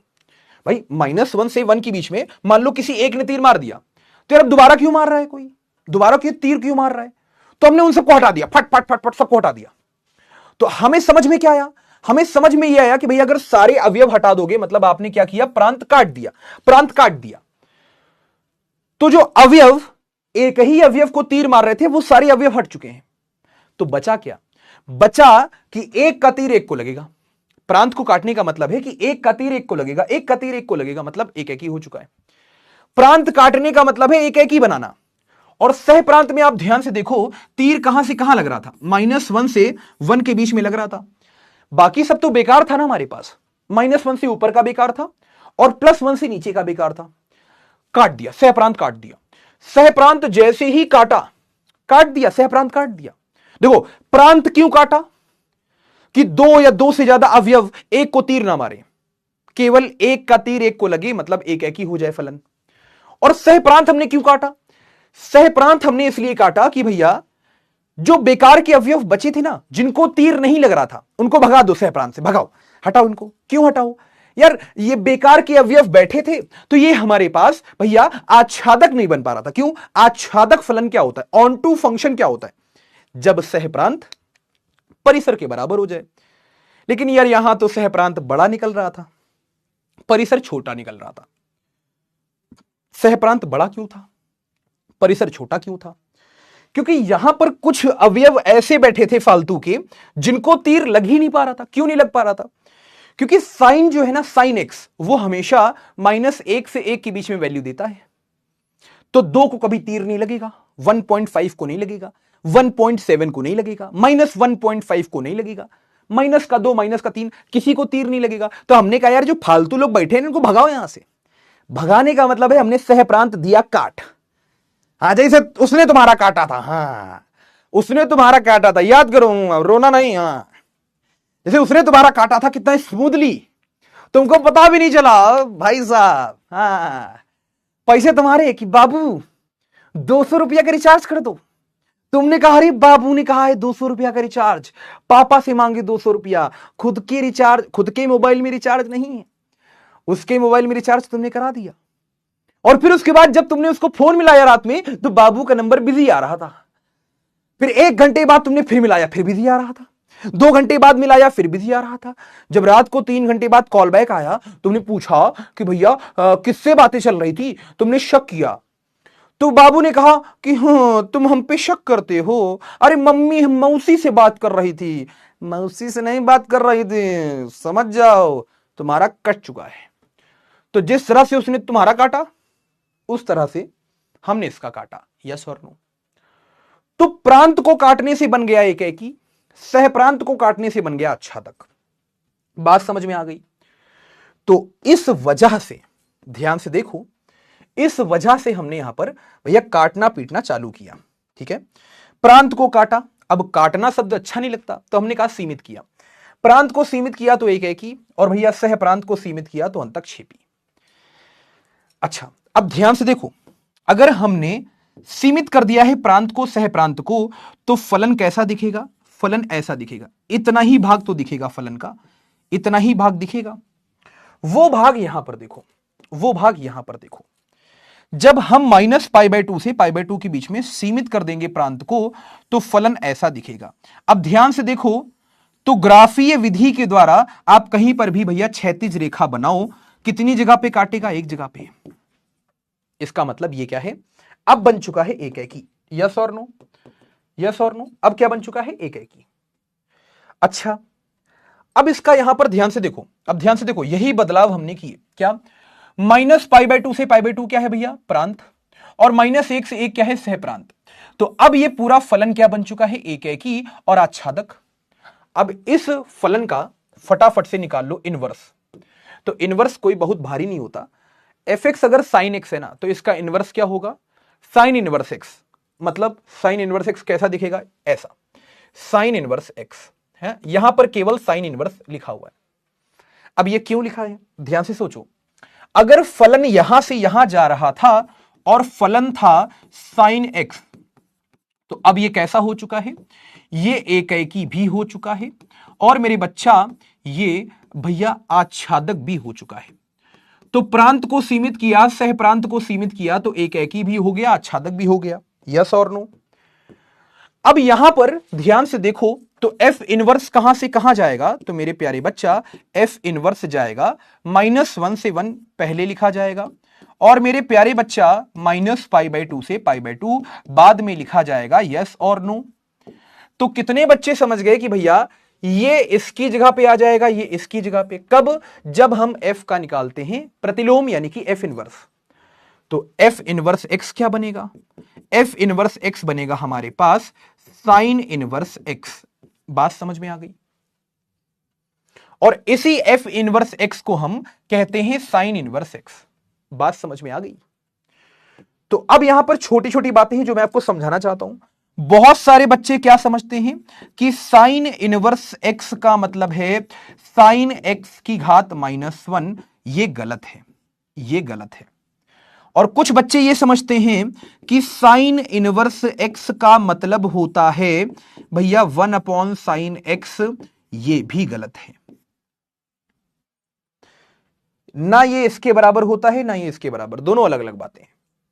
अब जरा ध्यान से समझिए आप लोग। तो जब हमने इसका फलन, मतलब जो फलन था, हमने उसका जब प्रतिलोम निकाला y बराबर sin x का, जब हमने प्रतिलोम निकाला तो ग्राफ कुछ बदल जाएगा। अब ग्राफ याद करने की शॉर्ट ट्रिक मैं कल बताऊंगा, आज नहीं बताऊंगा, कल बताऊंगा। ग्राफ को याद करने की शॉर्ट ट्रिक मैं कल बताऊंगा, आज नहीं बताऊंगा। आज आप केवल इसको देखो, निहारो, रात भर निहारो। मैं अगली क्लास में इसकी शॉर्ट ट्रिक बताऊंगा कि ग्राफ को कैसे चुटकियों में याद करना है। उल्टा फा, उल्टा फा, सीधा फा लेकिन ऊपर फा, लेटा हुआ फा, तिरछा फा, ये फा वो फा। तो जैसा नहीं अभी चल रहा रील में आजकल फा, तो वही फा बहुत काम में आएगा यहां पर है ना। हंसते हंसते मैथ सिखा दूंगा, बस भरोसा रखो। तो ये पूरा ग्राफ बदल जाता है। अब आप कहोगे सर बदला कैसे? वो भैया जेई लेवल का कॉन्सेप्ट है, आपको नहीं समझना, आपको ग्राफ बस याद करने हैं। अब मान लो ग्राफ आपसे याद नहीं होते, तो अभी रील में आजकल चल रहा है ना ट्रेंडिंग में फा, तो बस फा को याद रखो। उल्टा फा बनाओगे तो साइन इनवर्स एक्स, सीधा फा लेकिन ऊपर फा तो कॉस इनवर्स एक्स, लेटा हुआ फा तो टेन इनवर्स एक्स, वगैरह वगैरह सब सिखा दूंगा, परेशान मत हो।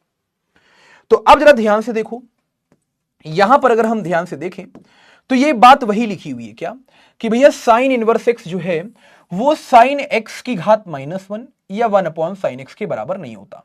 बात समझ में आ गई? अब पूरे ग्राफ का अगर हम प्रतिलोम निकालें, अगर आप ध्यान से देखो, पूरे ग्राफ का अगर आप प्रतिलोम निकालो, मतलब जो हमारे पास y बराबर sin x था ना, है ना, पूरा पूरा उसका आप अगर प्रतिलोम निकालो तो इस तरह से दिखता है। लेकिन हम बात कहां से कहां की करते हैं? हम बात केवल भैया +π/2 -π/2 इसकी, और +1 और भैया -1 इसकी। हम बस यहां से यहां तक बात करते हैं, मतलब हम केवल इसकी बात करते हैं बस। ये हमारे पास क्या है? मुख्य शाखा। ये हमारे पास क्या है? मुख्य शाखा।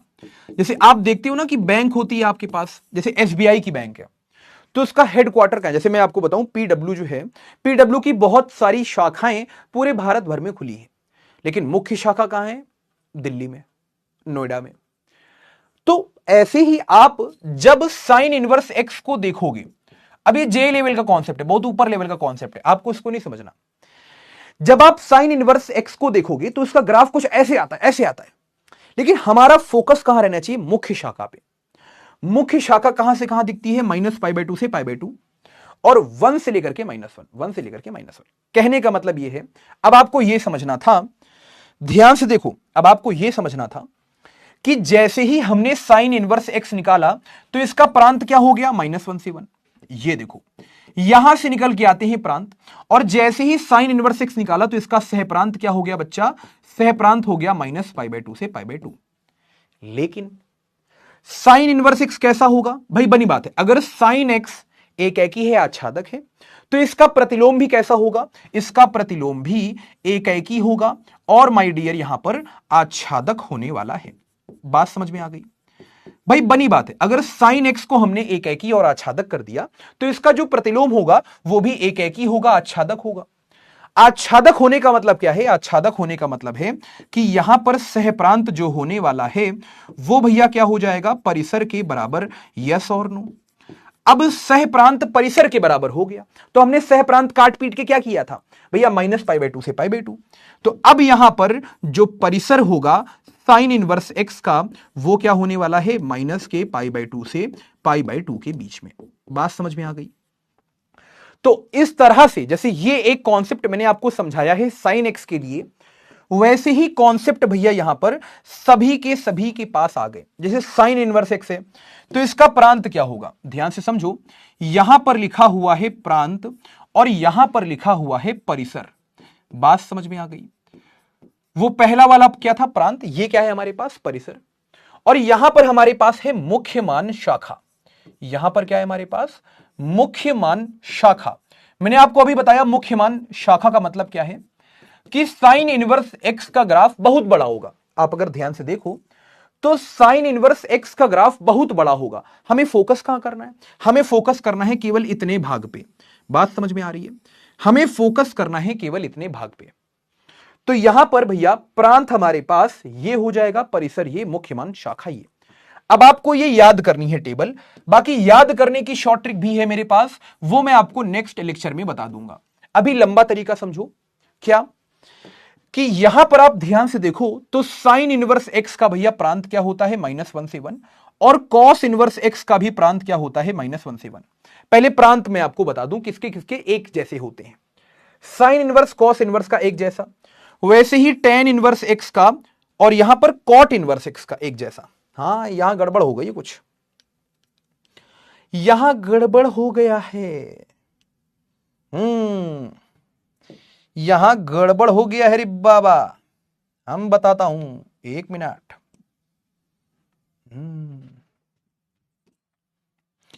1 मिनट, कुछ गड़बड़ हो गया रे बाबा। गड़बड़ क्या हुआ? है, कहां गया कलर?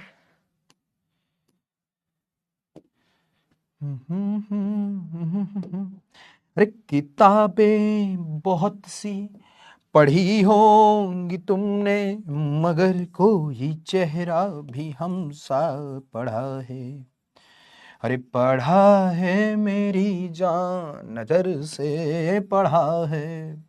अरे बता मेरे चेहरे पे क्या क्या लिखा है। अरे किताबें बहुत सी पढ़ी होंगी तुमने, मगर कोई चेहरा भी हम सा पढ़ा है। अरे पढ़ा है मेरी जान, ये कुछ तो गलत सा लिखा है। अरे बताओ हमारे चेहरे पे क्या क्या लिखा है। अब सुना जानते, यहां पर कॉट इनवर्स एक्स का भी होता है, ध्यान समझना, यहां पर कॉट इनवर्स एक्स का भी होता है भैया आर, और कॉट इनवर्स एक्स का परिसर क्या होता है, तो परिसर आपको याद करना पड़ेगा 0 से पाई, है ना। यहां बड़ा ब्रैकेट, यहां छोटा, यहां बड़ा, यहां बड़ा, यहां छोटा। सेक इनवर्स का होता है आर से -1 से 1, मतलब आर में से -1 में से 1 हटा दो, आर में से -1 में से 1 हटा दो। अच्छा, 0 से पाई में -π/2 हटा दिया, ठीक है। यहां पर आपको -π/2 से π/2 रखना है, लेकिन आपको 0 हटा देना है। तो ये टेबल बच्चा लोग आपको याद करनी है।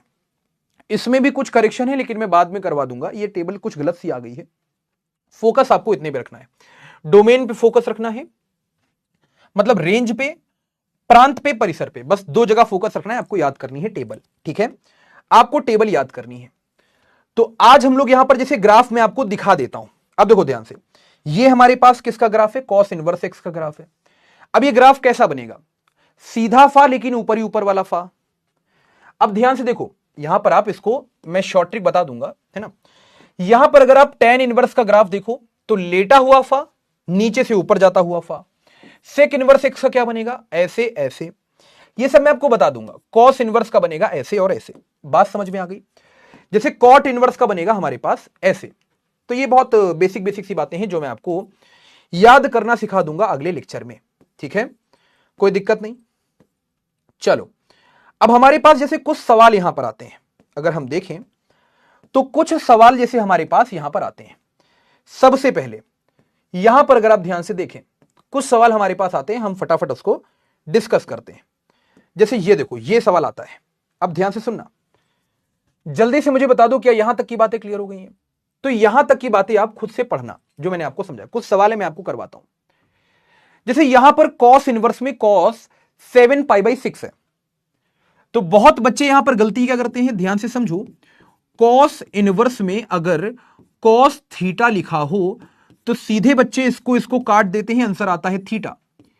लेकिन ये कब आता है सोचो, ये नो डाउट ये थीटा आता है ना। पहली बात तो काटना नहीं होता इनको, ये नो डाउट कॉस इनवर्स में कॉस थीटा हमारे पास थीटा आता है, नो डाउट। लेकिन कब आता है आप अगर देखोगे तो ये कब आएगा, तो ये हमारे पास तभी आता है जब थीटा कहां से कहां हो, थीटा हमारे पास भैया 0 से पाई के बीच में हो। बात समझ में आ गई? तो ये गुणधर्म के ऊपर सवाल है, तो इसको भी छोड़ दीजिए आप लोग। आज मैंने गुणधर्म नहीं पढ़ाया है तो इसको छोड़ दीजिए। क्यों? ये गुणधर्म के ऊपर सवाल है, ठीक है। तो ये छोटा सा गुणधर्म है हमारे पास, इसको हम लोग अगली कक्षा में कवर कर लेंगे, परेशान बिल्कुल भी मत हो, इसको हम लोग अगली कक्षा में कवर कर लेंगे। ये गुणधर्म के ऊपर सवाल है, डीपीपी का पहला सवाल है। अब जैसे यहां देखो, तो मेरे हिसाब से आज डीपीपी मत करना, कुछ कुछ सवाल आपसे बन जाएंगे। जैसे यहां देखो, सेक इनवर्स एक्स की मुख्य मान शाखा क्या है? तो मुख्य मान शाखा का मतलब कुछ और नहीं होता, मुख्य मान शाखा का मतलब है भैया आपसे परिसर पूछा गया है। तो परिसर आपको याद करना पड़ेगा 0 से पाई, लेकिन π/2 हटा दो, दूसरा वाला सवाल, दूसरा वाला आंसर। बात समझ में आ गई? अच्छा, वहां पर डी होगा। अरे भाई साहब, पढ़ लिए हो क्या तुम लोग? हैं, तुम लोग पढ़ लिए हो क्या? कैसे किया तुम लोगों ने इसको? ध्यान से देखो, कैसे किया तुम लोगों ने इसको।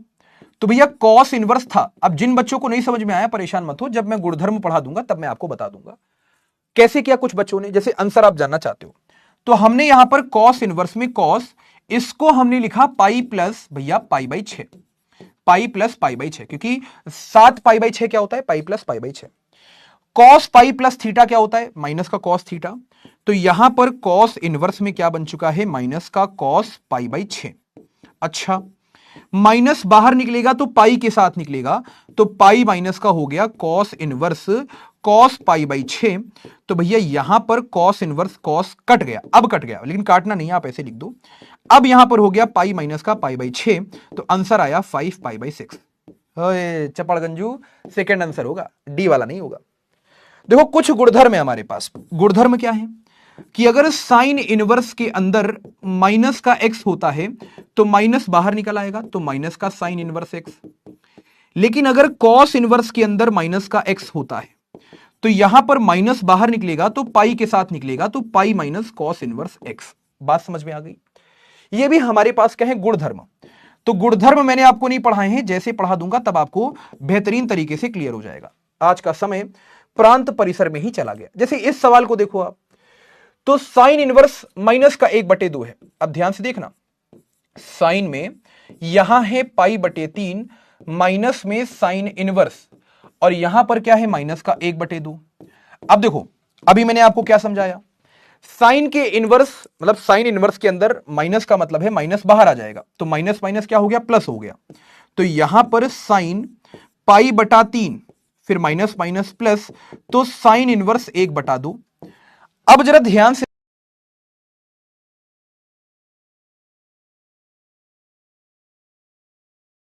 तो आप ये सोचो साइन का मान कब होता है 1/2। मतलब आप ऐसे सोचो कि भैया मान लो हमने साइन थीटा को 1/2 के बराबर रख दिया, तो थीटा क्या? 6, और यहां पर पहले से क्या बैठा था? π/3। बाहर क्या बैठा था भैया? साइन। π/3 का मतलब है भैया यहां पर हमारे पास 60 डिग्री, और π/6 का मतलब है 30 डिग्री, तो ये हो जाएगा साइन 90 डिग्री। साइन 90 डिग्री का मान होता है 1। एक कहां लिखा है? ये आंसर हो जाएगा। आप समझ रहे हो? ऐसे बेसिक बेसिक से सवाल होते हैं। अब जैसे यहां पर देखो, तो यहां पर भी गुणधर्म लगेगा। क्या गुणधर्म लगेगा कि भैया कॉट इनवर्स में माइनस का एक्स बैठा है, माइनस बाहर निकलेगा तो क्या बनेगा? पाई माइनस का कॉट इनवर्स एक्स बनेगा। तो यहां पर भी माइनस बाहर निकला तो क्या बना? ध्यान से देखो, tan इनवर्स √3 ऐसे ही बैठा था, यहां पर माइनस लगा हुआ था पहले से, कॉट इनवर्स के अंदर से माइनस निकला तो ये बन जाएगा पाई माइनस का कॉट इनवर्स, और यहां पर √3। कोई दिक्कत तो नहीं? अब tan कब होता है √3, तो आप ये सोचो कि tan थीटा को हमने √3 के बराबर कर दिया, तो थीटा यहां पर क्या हो जाएगा भैया, tan कब होता है √3, तो आप कहोगे भैया 60 डिग्री पे, 60 डिग्री का मतलब है भैया π/3, तो इसका हो गया π/3। अच्छा यहां हो गया माइनस का पाई, प्लस का हो गया कॉट इनवर्स √3, तो आप ये सोचो कॉट कब होता है √3, तो जब tan होता है 1/√3, यानी कि ये हो जाएगा π/6। अब देखो ये π/6, ये π/3, ये माइनस का π/6 π/3 कितना हो गया π/2, π/2 माइनस का पाई, यानी कि आंसर हो गया माइनस का π/2, तो माइनस का π/2 यहां पर सही आंसर होगा, काम खत्म। ये बेसिक बेसिक से सवाल है, आपको समझ में आएगा। जैसे यहां देखो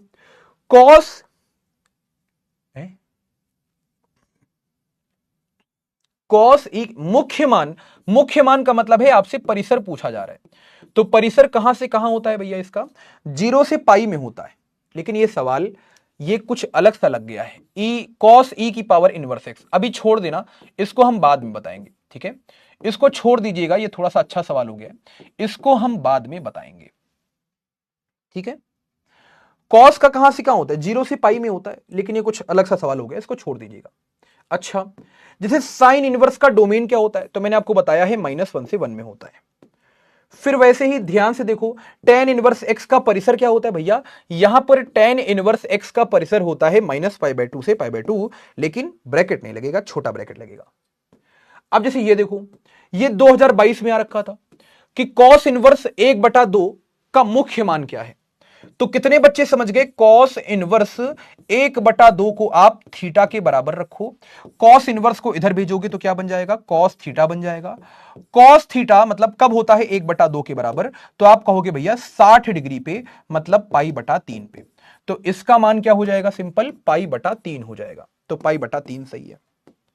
अच्छा फिर वैसे ही कॉसेक इनवर्स 2 का मान, तो आप ये सोचो कि कॉसेक थीटा कब होता है 2 के बराबर, तो आप कहोगे जब साइन थीटा होता है 1/2 के बराबर, यानी थीटा क्या हो गया 30 डिग्री के बराबर, मतलब π/6 के बराबर। 19 का सवाल है, π/6 टिक करो, आगे बढ़ो। अब जैसे ये देखो cos इनवर्स √3/2 का मुख्य मान, तो भैया cos इनवर्स आप ये सोचो कि cos थीटा कब होता है √3/2, तो आप कहोगे 30 डिग्री पर, 30 डिग्री का मतलब है भैया π/6, यस और नो, पहले पे टिक करोगे, आगे बढ़ोगे। बात समझ में आ रही है। ऐसे ही कुछ सवाल आपके लिए हैं, जैसे अब यहां पर देखो cos के अंदर से माइनस बाहर निकलेगा, तो ये क्या बन जाएगा, पाई माइनस का cos इनवर्स 1/2। भैया cos कब होता है 1/2, तो आप कहोगे 60 डिग्री पे, मतलब π/3 पे, पाई में से π/3 चला गया, क्या बचा 2π/3। साइन इनवर्स √3/2 कब होता है भैया, 60 डिग्री पे, मतलब सीधे कहोगे π/3 पे।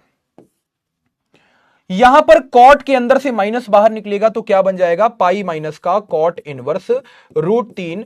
आप कहोगे कॉट का मान कब होता है √3, आप कहोगे भैया यहां पर 30 डिग्री पे, तो पाई माइनस का π/6 हो गया, मतलब 5π/6 हो गया, डी आंसर होगा, काम खत्म। आप समझ रहे हो, तो ये बेसिक बेसिक सी बातें हैं। यस, छुट्टी हो चुकी है, यस, तो जल्दी से एक बार भैया फटाफट से, यस जल्दी से फटाफट का आए। उमांश कह रहे हैं सर आप बेफालतू का पढ़ाते हैं, धन्यवाद, आपने हमको इतनी बड़ी उपाधि से प्राप्त किया, धन्यवाद। अगर एक बार भैया समझ में आ गई हैं सारी बातें, तो फटाफट से दिल बना दो दोस्त। तो मैंने आपको क्या बताया है, यस, अगर सारी बातें समझ में आ गई हैं तो यस फटाफट से दिल बना दो, क्लास छोड़ दी मैंने। तो समरी आपको यह बतानी थी कि भैया आज हम लोगों ने क्या देखा कि कब कोई फलन हमारे पास व्युत्क्रमणीय होता है ना, तो व्युत्क्रमणीय फलन के लिए हम लोगों ने कंडीशन देखी। फिर हम लोगों ने क्या देखा, आज हम लोगों ने भैया प्रांत देखा। तो टेबल याद कर लेना, आप लोग टेबल याद कर लीजिएगा, ठीक है, टेबल याद कर लेना। ये पहला लेक्चर था, अभी धीरे धीरे और इसमें बेस बनेगा। तो टेबल याद कर लेना, किसकी टेबल, प्रांत की टेबल और भैया परिसर की टेबल, ठीक है, याद जरूर कर लेना, ध्यान से कर लेना। फिर उसके बाद अगर हम बात करें तो टेबल याद करने के बाद हमने आपको ग्राफ बताए हैं, तो ग्राफ भी प्लीज याद कर लीजिएगा, क्योंकि ग्राफ याद करने से क्या होगा ना, फिर मैं आपको शॉर्ट ट्रिक भी बता दूंगा, अगली क्लास में। शॉर्ट ट्रिक हम लोग पढ़ लेंगे नेक्स्ट क्लास में, ठीक है दोस्तों। तो परेशान बिल्कुल भी मत होना, आज के लिए इतना ही रखते हैं। यस, होमवर्क फ्रॉम मॉड्यूल क्या है, डीपीपी लगा लेना। अभी डीपीपी में 10 क्वेश्चन होंगे, कुछ छोड़ देना, कुछ आउट ऑफ सिलेबस भी हैं। आउट ऑफ सिलेबस मतलब अभी टॉपिक से बाहर के हैं। और फिर यहां पर आप लोग रिवाइज जरूर कर लेना, ठीक है। अभी एनसीईआरटी मत लगाना, रिवीजन कर लो यार। चैप्टर नंबर 1 तो पूरा ही कर लो, क्योंकि मैं एनसीईआरटी लगवाने वाला हूं। चैप्टर नंबर 2 का भैया लेक्चर नंबर 1 भी कर लेना, ठीक है, अच्छे से। फिर उसके बाद यहां पर भैया प्रैक्टिस करते रहो आप लोग जितना ज्यादा हो सके। फर्स्ट चैप्टर की प्रैक्टिस जरूर करो, ठीक है, चैप्टर नंबर 1 की प्रैक्टिस जरूर करो। बाकी उसके अलावा भाई मुस्कुराते रहो, मस्त रहो, स्वस्थ रहो, एंजॉय करते रहो अपने गाइडर भैया की थ्योरीज को। धन्यवाद बच्चों, बहुत सारा प्यार है आप लोगों के लिए। प्लीज एक बार काम करो फटाफट से भैया, जरा थम्स अप कर दो यार, है ना, फटाफट से थम्स अप कर दो। कॉट 45 का मान √3 होता है? नहीं, 1 होता है। कॉट 45 का मान 1 होता है। सर एक बार फिर से, अच्छा भैया जी π/3 एंड π/6 π/2 कैसे हो गया? जोड़ोगे तो, अरे यार π/6 प्लस π/3 करो तो कितना आएगा? 3 π/6 मतलब π/2 ही तो आएगा। यस, माइनस कॉस कहां से आया? समीक्षा, माइनस कॉस गुणधर्म है, कॉस इनवर्स के अंदर -x मतलब माइनस बाहर आएगा तो पाई माइनस कॉस इनवर्स हो जाएगा, ठीक है। यस, हाँ हाँ हाँ हाँ, आज के लिए इतना ही। आपकी तरह मैं भी हैप्पी हूं। क्या बात है, क्या बच्चे ने लाइन कही है। सर जी एक शायरी हो जाए, चलो ठीक है, थोड़े डाउट पढ़ लेते हैं। ये कब पढ़ाया गया? भैया आप बहुत अच्छा पढ़ाते हैं, ठीक है। ग्राफ कौन कौन से याद करने हैं? सारे, आयुष सारे। भैया क्या फर्स्ट चैप्टर खत्म हो गया? जी हाँ। एक शायरी सुना दीजिए। ओके ठीक है। श्रद्धा जी थोड़ा सा आप फोकस करें क्लास पे, धीरे धीरे आपको समझ में आएगा, परेशान बिल्कुल भी मत हो, ठीक है। चलो, अच्छा शेड्यूल चेंज होता है। गरिमा ये तो अनाउंसमेंट करनी चाहिए थी दोस्त, अब ये तो मुझे भी नहीं पता। भैया इतना भी मत पढ़ाइए कि जो समझ में आए वो भी भूल जाए। गौरव, कभी भी ज्यादा नॉलेज आपको हार्मफुल नहीं करता, मतलब आपको दिक्कत नहीं देता है। ग्राफ नोट्स में बनाना है। जी लता जी, आप ग्राफ को नोट्स में भी बनाइएगा। तो जल्दी से एक बार फटाफट से भैया जरा थम्स अप कर दो पोल पे। फिर हम लोग क्या करेंगे ना, हम लोग एक शायरी सुनेंगे और आप लोगों से विदा लेंगे। परेशान मत हो, ये तो आज की बेसिक सी क्लास थी, है ना। अभी पहली क्लास है तो थोड़ा सा दिक्कत होगा, आई नो। पहली क्लास थी, बेसिक क्लास थी भाई, तो दिक्कत तो होना स्वाभाविक है ना। है, अगर जिंदगी में हर चीज मिल जाएगी तो जीने की तमन्ना किसके लिए करोगे? जिंदगी में हर चीज मिल जाएगी तो जीने की तमन्ना किसके लिए करोगे, है ना। परेशान मत हो, परेशान मत हो। यस बच्चा लोग फटाफट से, हर चीज जीवन में मिल जाएगा तो भैया फिर जीने का तमन्ना किसके लिए करोगे? फिर तो जीना ही बेकार है। हर चीज मिल गई जीवन में, है ना। तो परेशान बिल्कुल भी मत हो दोस्त, है ना। तो आज हम लोग क्या पढ़ने वाले थे? आईटीएफ का परिचय, ग्राफ, प्रांत एवं परिसर। चलो बेहतरीन।